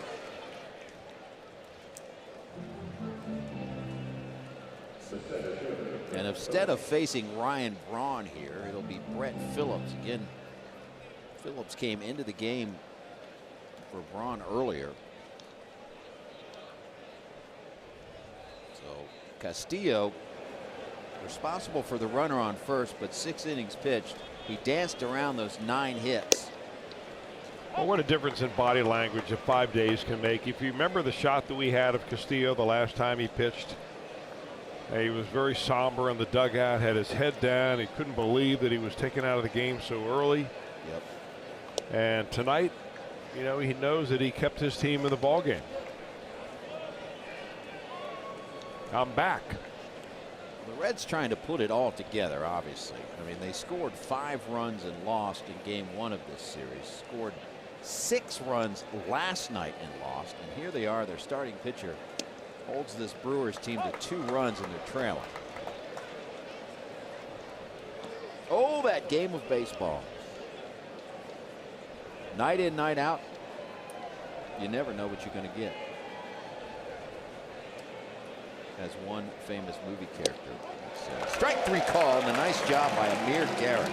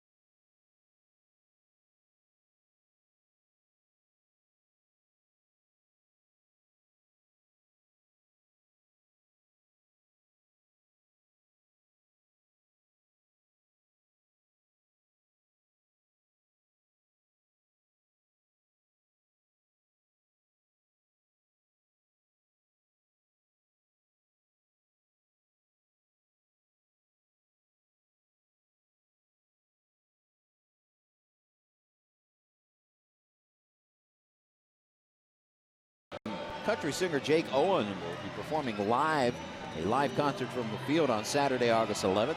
Everyone with a ticket to that game will get a chance to enjoy the show from one of country music's hottest artists. Purchase your tickets at Reds.com. A Reds home run hits the Toyota sign during tonight's game. Alice Washington from Cincinnati will win the beautiful new Tundra on display at Great American Ballpark. Thanks to your Cincinnati and Northern Kentucky Toyota dealers. New pitcher on for the Brewers, and that would be Mr. Dan Jennings. Well, they've got 3 lefties in the bullpen available. Jennings, the middle guy. They've got Brent Suter, who was just moved from starting rotation out to the bullpen, and of course Josh Hader. Only 1 day rest that he has had since striking out 8 in the first game of this series.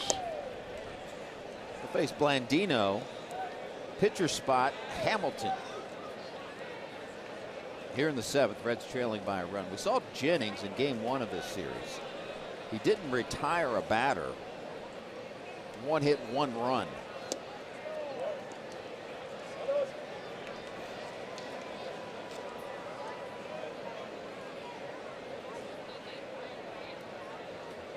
Came into that game and walked to Votto, gave up a single to Shebler.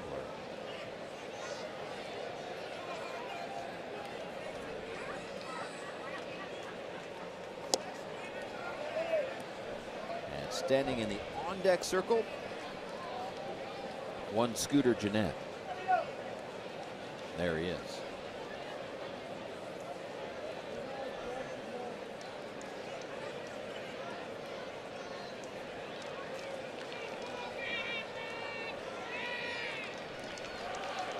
Two-1 pitch to Blandino.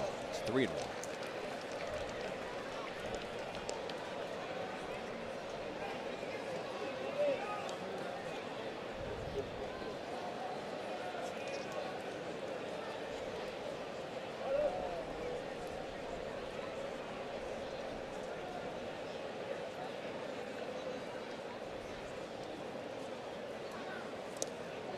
Nice job by Blandino drawing the walk. And Scooter will look over at Jim Riggleman, and indeed he'll send him up. Scooter checking back with Riggleman, making sure that he wasn't going to pinch hit someone to butt Blandino over, but Scooter will take the at bat, and this is a situation that Riggleman said is the only situation he could use Gennett in right now. He's been nursing a shoulder injury, been unable to play the field, and a pinch hit situation only for the pitcher spot is the only way that he's been able to use him over the last few games. And here he is in the 7th inning, hitting in the pitcher spot. Nobody out, tying run at first base.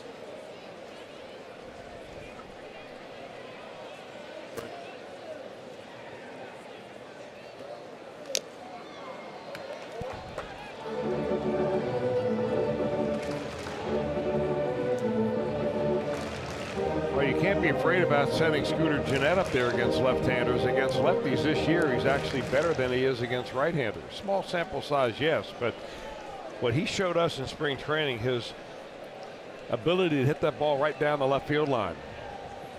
And they're going outside with him right here. Perfect spot for it. Oh, meant to go outside, and Jennings missed by 2 feet.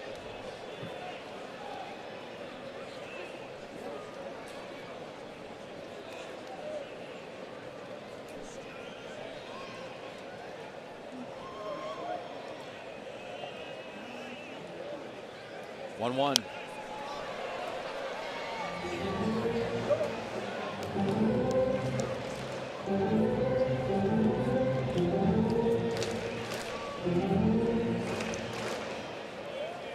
Gennett 0 for 3 in his matchups with Dan Jennings.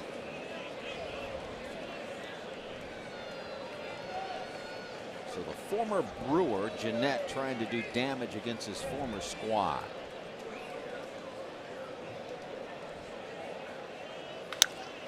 Right to the box, off of Jennings. He recovers and makes the play. Scooter gets Blandino in scoring position. Boy, Gennett hit it hard. I mean, right back through the box right here. I'm not sure how Jennings put maybe just put a body on it, not a glove. But he had the wherewithal to look around and pick it up and throw out Gennett. So the tying run moves into scoring position.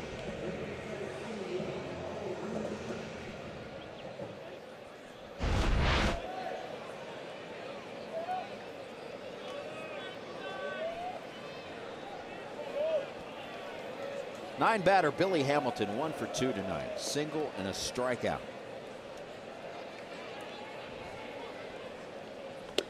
Billy, the switch hitter, has taken all of his at-bats from the right side tonight against the lefty Miley and now the lefty Dan Jennings.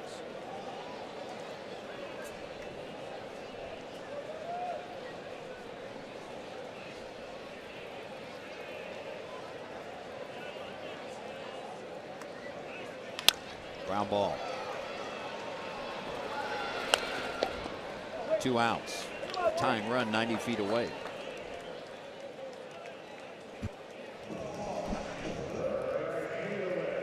Righty Jarrett Hughes in the Reds bullpen.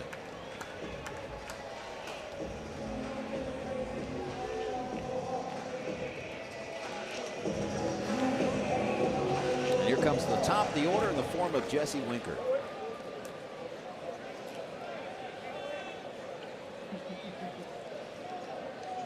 For 2 nights so far. He walked back in the first. That season average sitting at 306. Talked about his propensity to hit line drives, and the Reds will take one right here.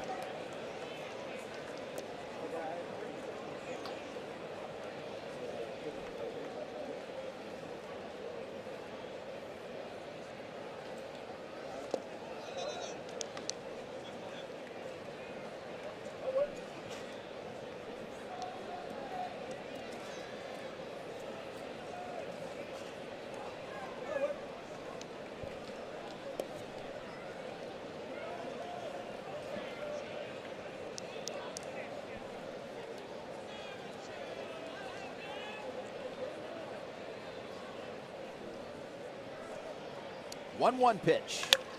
Serves it into center field, but coming on to get it is Brett Phillips.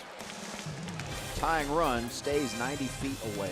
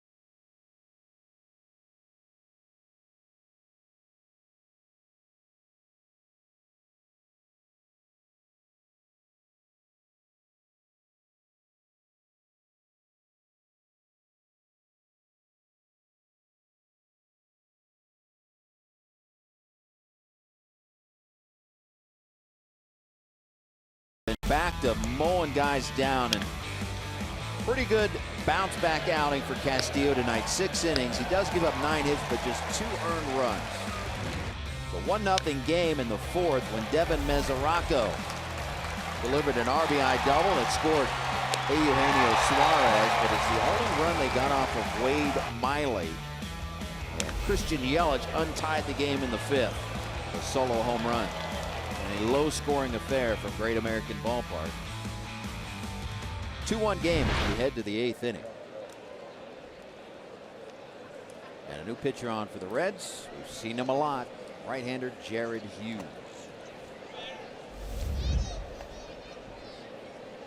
Sporting a 1.69 ERA. Facing his former team, the Brew Crew.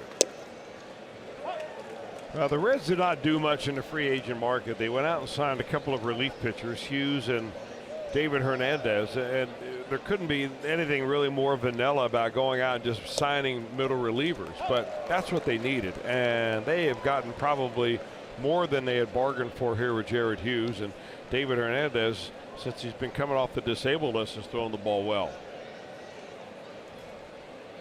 I never appreciate really Jared Hughes even as much as we saw him pitch, and the amount that his fastball really sinks. I mean, it just drops right off the table.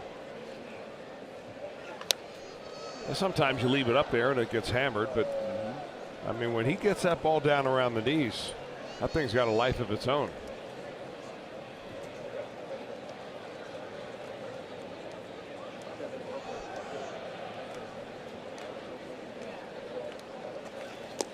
He suggested that I run in from the bullpen and do a split screen and time each other.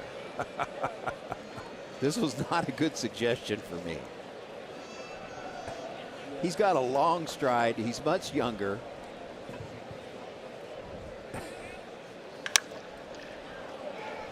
Base hit by Perez. Well, the difference, of course, is that when Hughes does get to the mound, that's when his job begins. When you get to the mound, it's over. We have to time it with a sundial. Here we go. Here he is. This never gets old to me. The ostrich. Troy Tulowitzki gave him that name in college. He looks like an ostrich when he runs. When I worked with you earlier, I told you the story of when he started that. As this ball is trouble. Duvall over to cut it off, and the throw goes into second base. That's a nice play by Duvall of keeping Aguiar at a single, but first and third and nobody out. The story was that Hughes was in AAA and he was going horribly. In fact, so bad he thought it was going to be his last start. He thought he was going to be released. It was going that badly. And his catcher, whom at the time I told the story, I didn't know his name. And I went back and asked him. It's Chris Watts. It was 2011 in Indianapolis. And Watts told him, just let it all hang out. When the bullpen door opens tonight, just come through it and sprint to the mound and then try to throw it through the backstop every batter, every pitch. And that's exactly what Hughes did. He sprinted in from the bullpen, had a great outing, and then from there completely turned it around. 2 months later, he was in the big leagues, and he sprinted in ever since.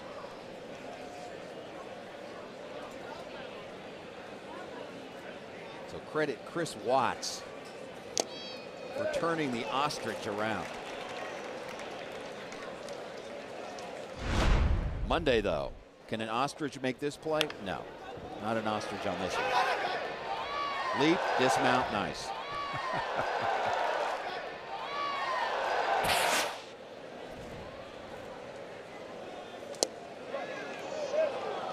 Just misses on the 0-2.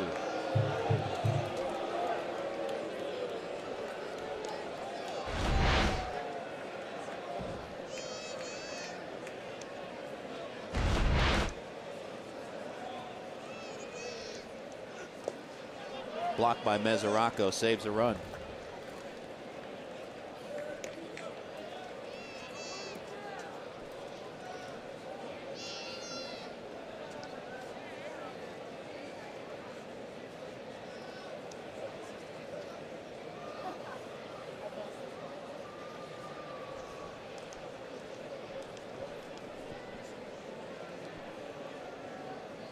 2-2 pitch. Swing and a miss. Big out for Jared Hughes. Yeah, the Reds are going right back into that spot, down and in against those right-handed hitters that Luis Castillo found fortune in this evening. Hughes does it with a little bit less velocity, but a lot of movement right here. And he just ties up Santana. Here comes Jim Riggleman. And I'm not sure this is going to be a pitching change. This looks like more of a jog and a meeting of the infield here, what we're going to do.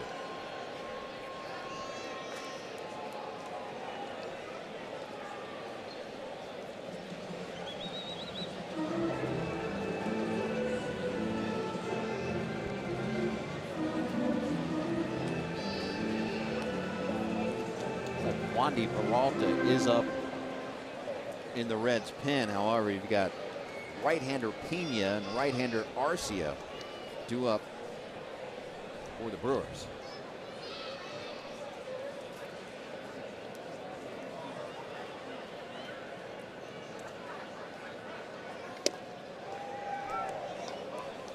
Hughes is on. He's a ground ball machine, and he'll certainly take one right here.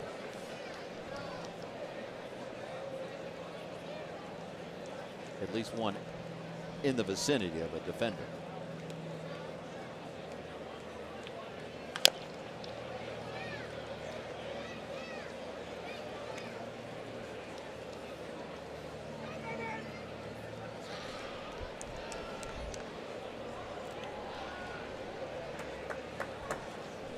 Well, Pena's already thrown in, or has grounded into 3 ground ball double plays on the season.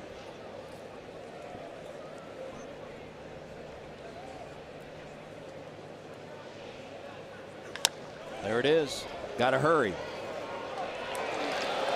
High throw. That was an aggressive slide at second base by Aguilar. He took Blandino out. And a run scores.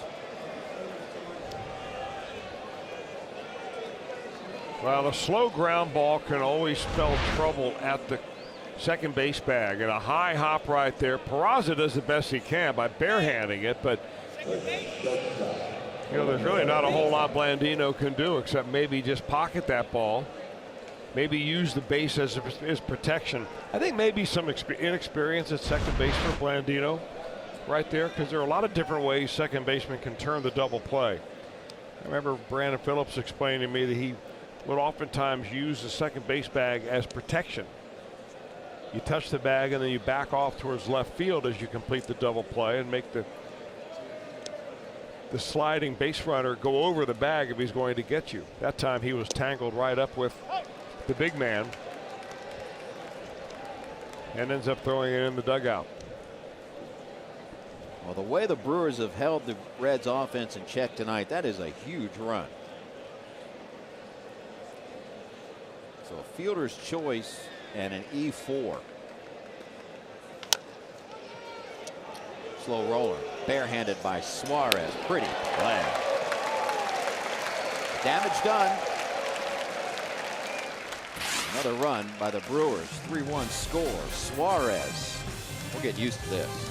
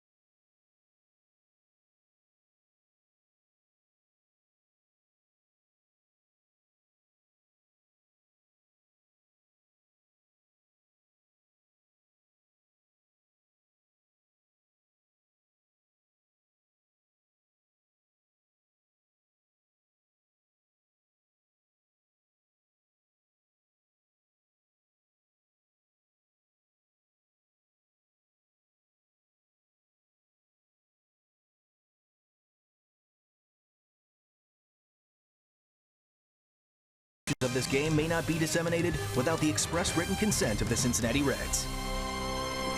Reds fans, make the jump to light speed. Don't miss Star Wars night at the ballpark. Celebrate by purchasing the Star Wars themed ticket package presented by PNC Bank. Get an exclusive Chewie bobblehead and your ticket to see the Reds take on the Marlins. This limited edition bobblehead is only available through this offer. Visit reds.com/themes. Bottom of the 8th, and now a 2-run game. Peraza, Votto, and Suarez, and they will face the new pitcher, Jeremy Jeffress.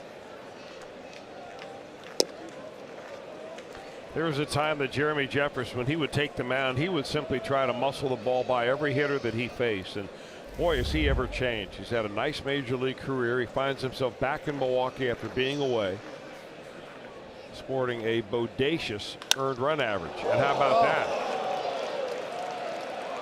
That ball may have fielded him.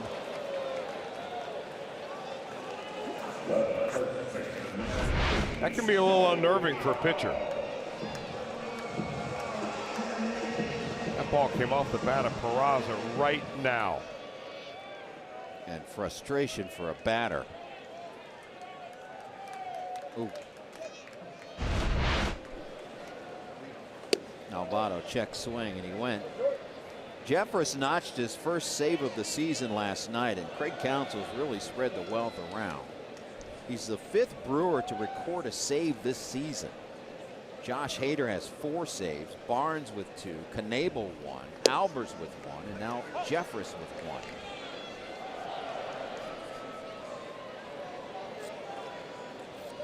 And their bullpen has been awesome, including Hader on Monday night. Something we've never seen in Major League Baseball. He came in to record 8 outs, all strikeouts. First time in Major League history. We documented this last night. I mean, this ERAs in that bullpen. Jeffress 0.57. There's Hader. Even 1 ERA. Albers 1.20. Barnes 1.65. 2 outs.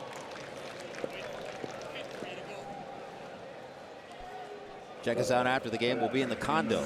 Reds Live, the post-game edition. Extended highlights. We'll hear from the manager before anyone else. It's brought to you by Performance Kings Honda. Here on your home for Reds baseball. 2-out batter is Suarez.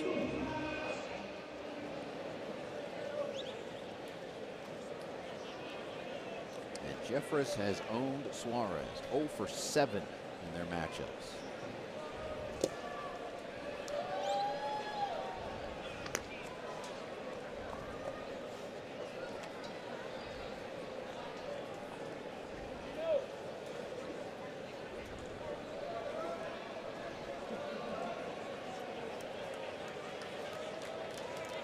One 0 pitch.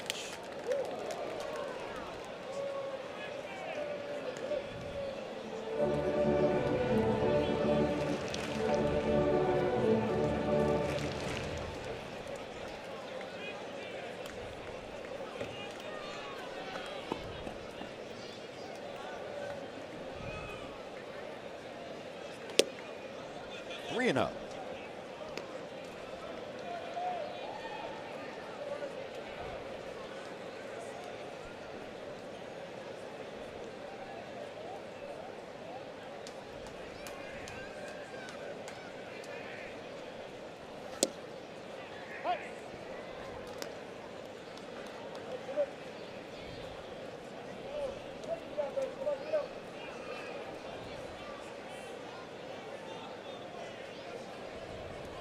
Three balls and a strike to Suarez. And he walked him. And the Reds will bring the tying run to the plate with 2 outs here in the 8th.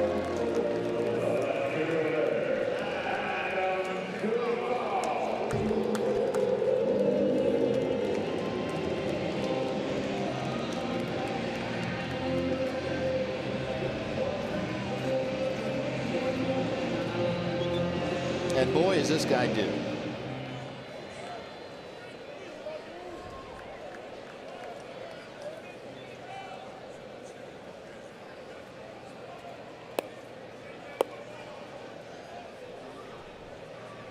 due off of Jeffress as well.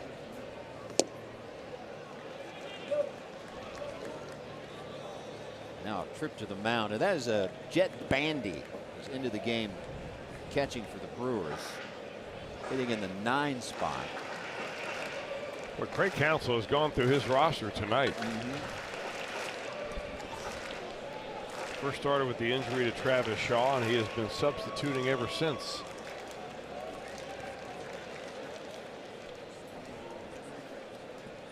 Travis Shaw left with a right foot contusion. Ryan Braun was lifted from this game. No word on that.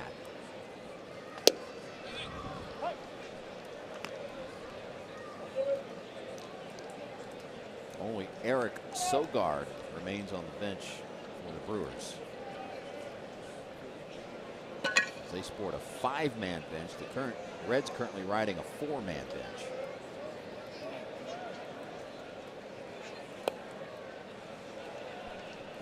One pitch.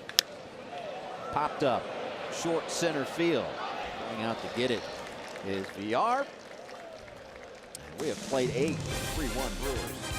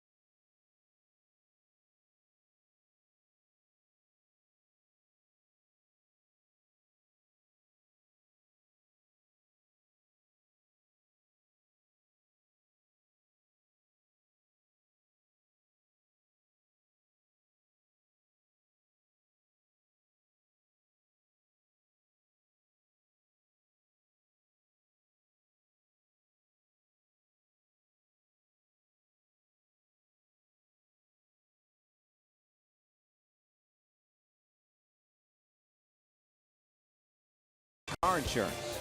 And by Toyota. For over 30 offers, visit buyatoyota.com. Toyota, let's go places. Reds Fan Cam returns Friday. Join Mo Egger from 700 WLW. Answer Reds trivia, win prizes, and you could be featured on our Reds Live telecast. Doesn't get bigger than that. Fan Cam gets started at 6 this Friday at the Holy Grail of the Banks. Jared Hughes still on the hill. Jim Riggleback. He will face Jet Bandy. Here in the top half of the 9th. Bandy, VR, Yelich. It's down by 2.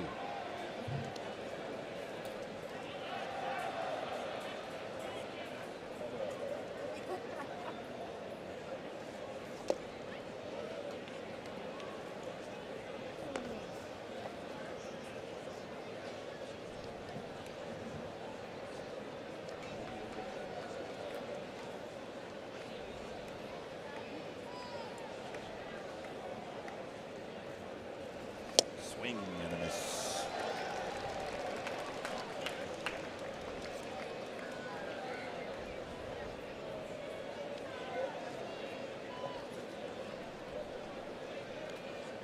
And it is no typo on the screen. His name is Jet. J-E-T-T.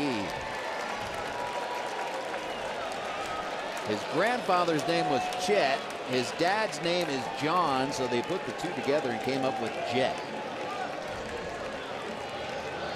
And his dad, John Bandy, taught Tom Cruise the bartending flair for the movie Cocktail. Did you know that? That's huge.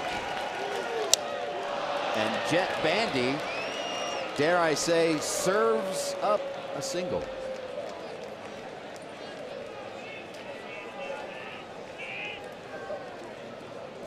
As promised, it's time for a Miller Lite hold true moment. And congratulations to the Moeller Crusaders, as they were honored here today, as the Reds have done many times and did earlier this week. Brent Suter comes out, the Moeller product now in the Brewers bullpen. The Reds Country Athletic Achievement Award. Archbishop Moeller basketball team won the 2017-2018 Ohio High School Athletic Association Division I State Championship. Congratulations to the Crusaders. Another pitching change. Here comes Wandy Peralta.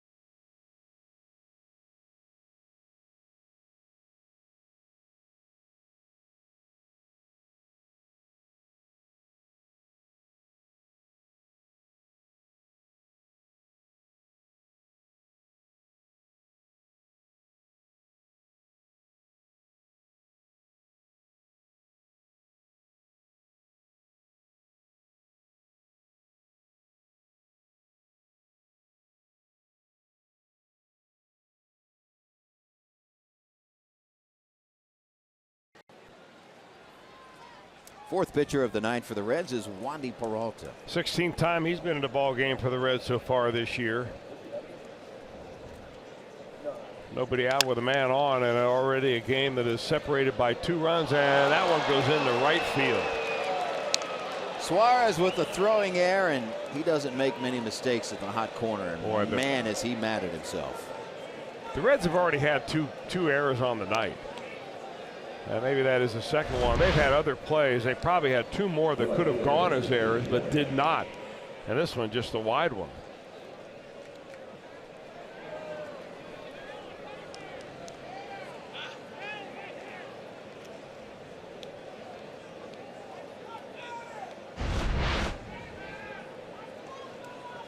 Now the Brewers in business, trying to add on. Yelich at the plate, runners on the corners, nobody out.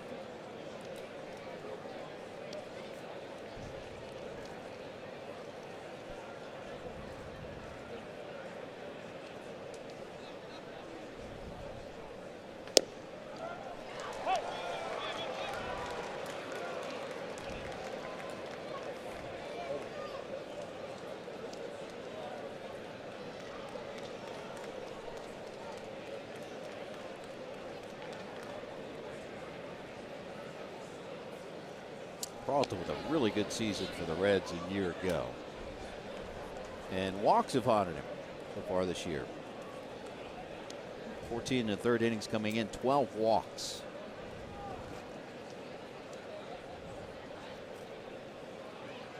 Oh, 1 pitch to Yelich.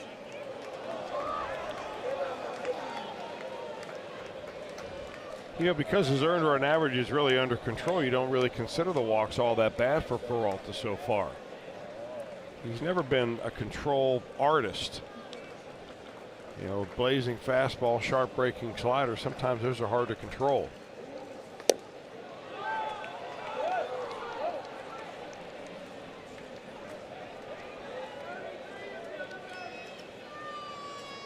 They did haunt him in game 1 of this series. He walked Braun and Shaw Jared Hughes came in to relieve him, and Domingo Santana, 2 RBI doubles. So both of those walks scored. The runner from first will reach second without a throw. Kind of wonder what was taking VR so long to try to steal second base right there. The Reds weren't really holding him on. He took a very modest lead for a guy that is known as a base stealer. But he finally gets there on a 2-2 count.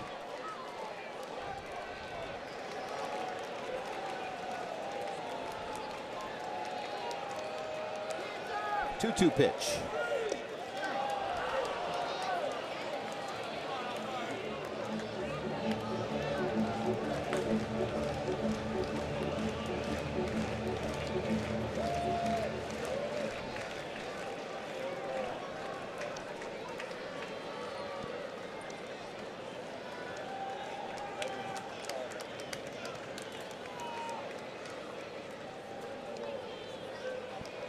Payoff pitch. Suarez will make the play, and the runners stay put.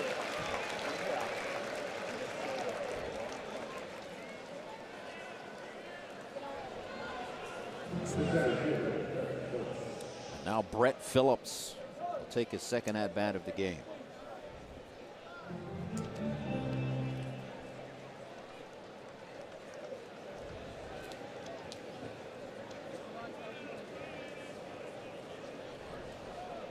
Infield in for the Reds.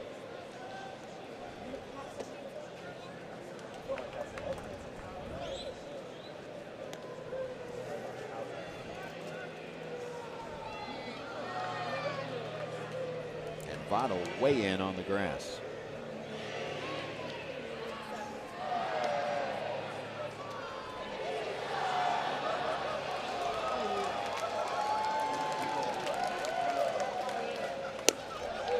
Pitch.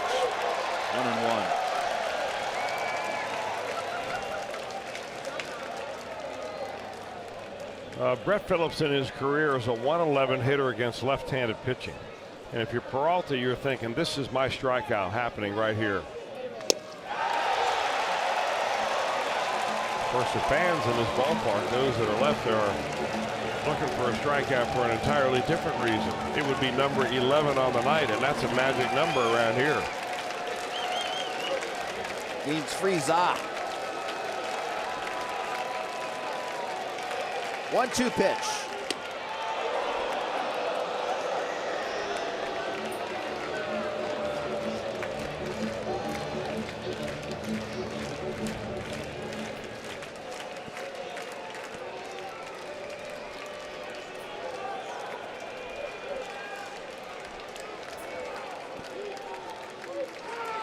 Swing and a miss. And there is strikeout number 11 on the night for Reds pitcher.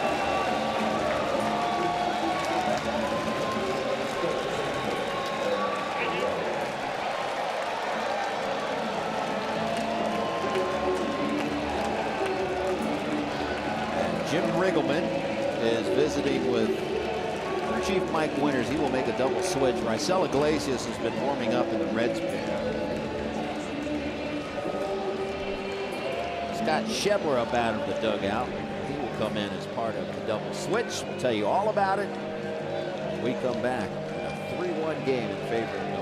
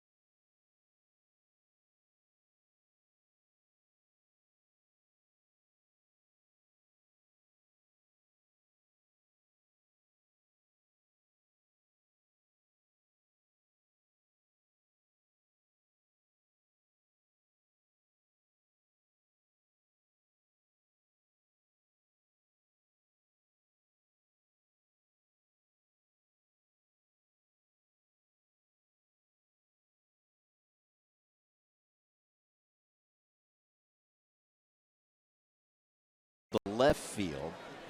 Entering the game in right field is Scott Schebler. He'll bat eighth. He'll be due up second in the bottom of the ninth. The new pitcher with 2 outs in the inning, Raisel Iglesias. So Jim Riggleman with an off day tomorrow, wanting to keep the score right there at 3-1. Bring in the back end of his pin with 2 outs and 2 on. And that was a cross-up right there. And Mesoraco just fortunate he was able to put a glove on that pitch. I think he was looking fastball. Iglesias dropped the breaking ball on him. Take another look.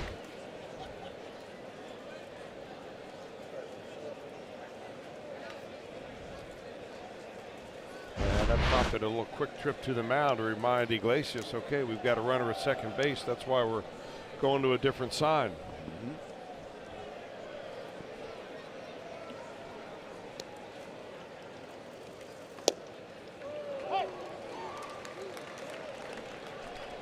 Since coming into the game replacing Travis Shaw, Perez 1 for 3.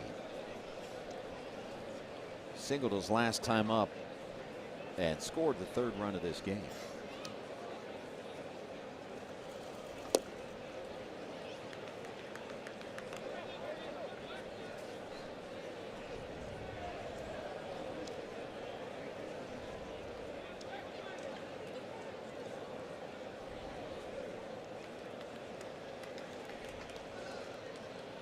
Two-one pitch.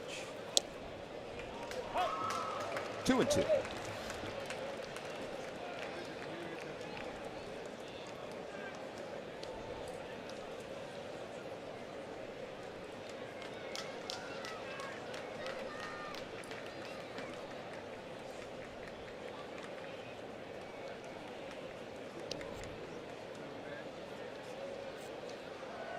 If you're looking ahead to the 9th for the Reds, Mesoraco, Schebler, or excuse me, Mesoraco, Blandino, Schebler. Good job. Job by Iglesias. He keeps the game at a 2-run deficit. Last chance for the Reds.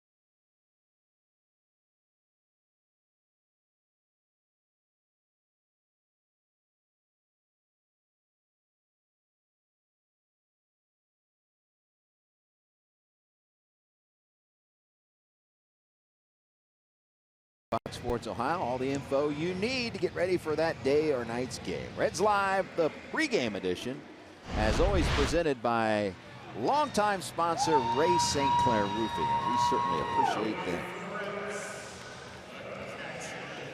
And as we look ahead,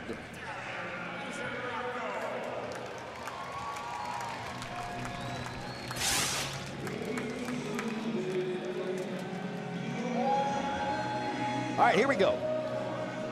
Bottom of the 9th, Reds trailing by 2. Jeremy Jeffress on for a 2nd inning of work. Mesoraco, Blandino, Schebler.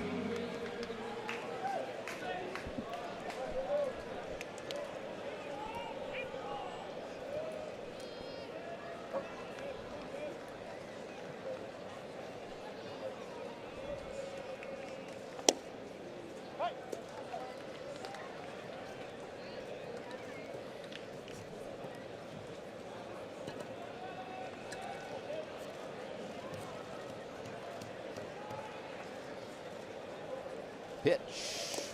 Mesoraco has faced Jeffress 2 times in his career, 0 for 2.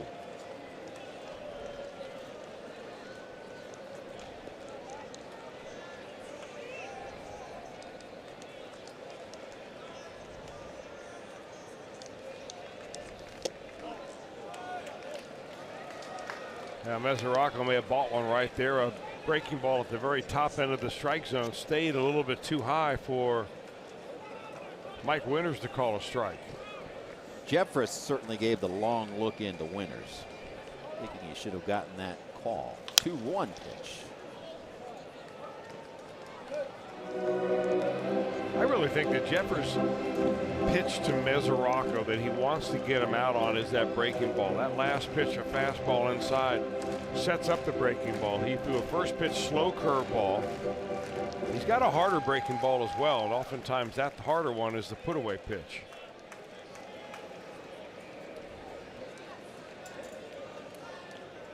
Two.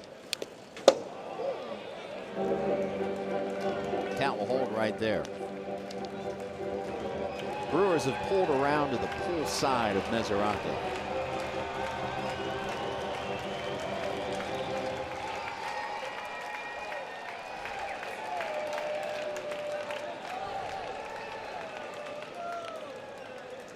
Now we'll do the 2-2 again. Here it comes. Hit right into the teeth. Shift. And that is VR. Score that one 4-3 as the second baseman makes the play. Really nothing you can do as a hitter except try to hit the ball hard, and on the button he hit it. A couple of times tonight Mesoraco has centered up the baseball pretty well. Not much to show for it except 1 for 4 with a double. Although he did drive the only Reds run in with that double. Here's Blandino, has drawn 2 walks tonight.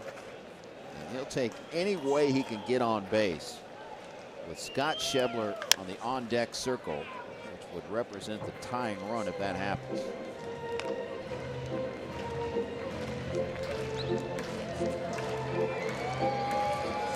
Jim Riggleman electing to use Schebler here in the 9th.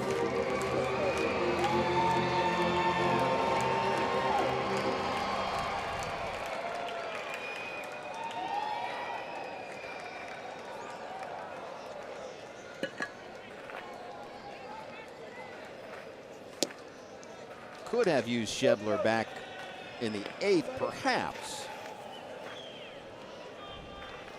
with Adam Duvall at the plate. In the 8th, representing the tying run with 2 outs, and a right-handed pitcher on the mound at that time. Chopper, and Blandino will reach. Nope, did they call that a foul ball? No. Nope, they did not. Base hit. Fair ball all the way. Craig Counsell wants to know that that ball hit the batter in the batter's box.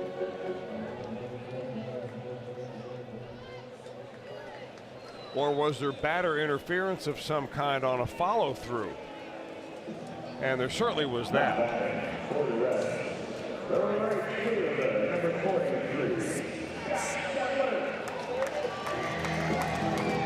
But on the batted ball, that's not. That has no bearing on the play.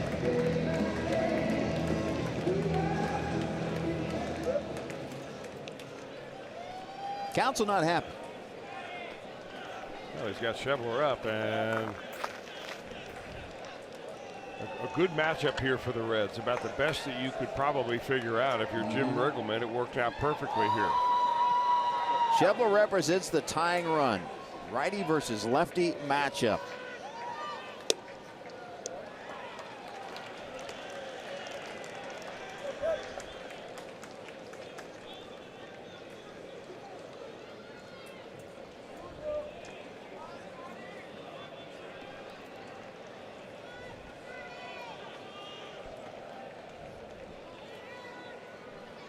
The pitch that Jeffress likes to throw to left-handers, that's an off-speed pitch, is a split-finger fastball. It'll be in the low 80s, and it'll go down and away from Schebler.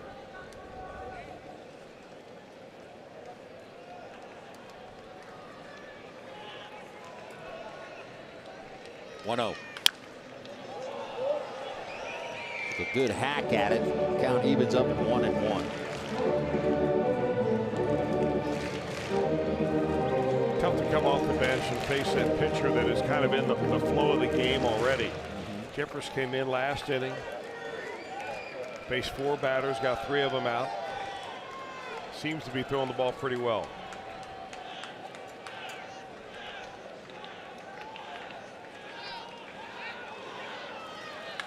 Ground ball, trouble, 4, 6, 3, and that's the old ball game.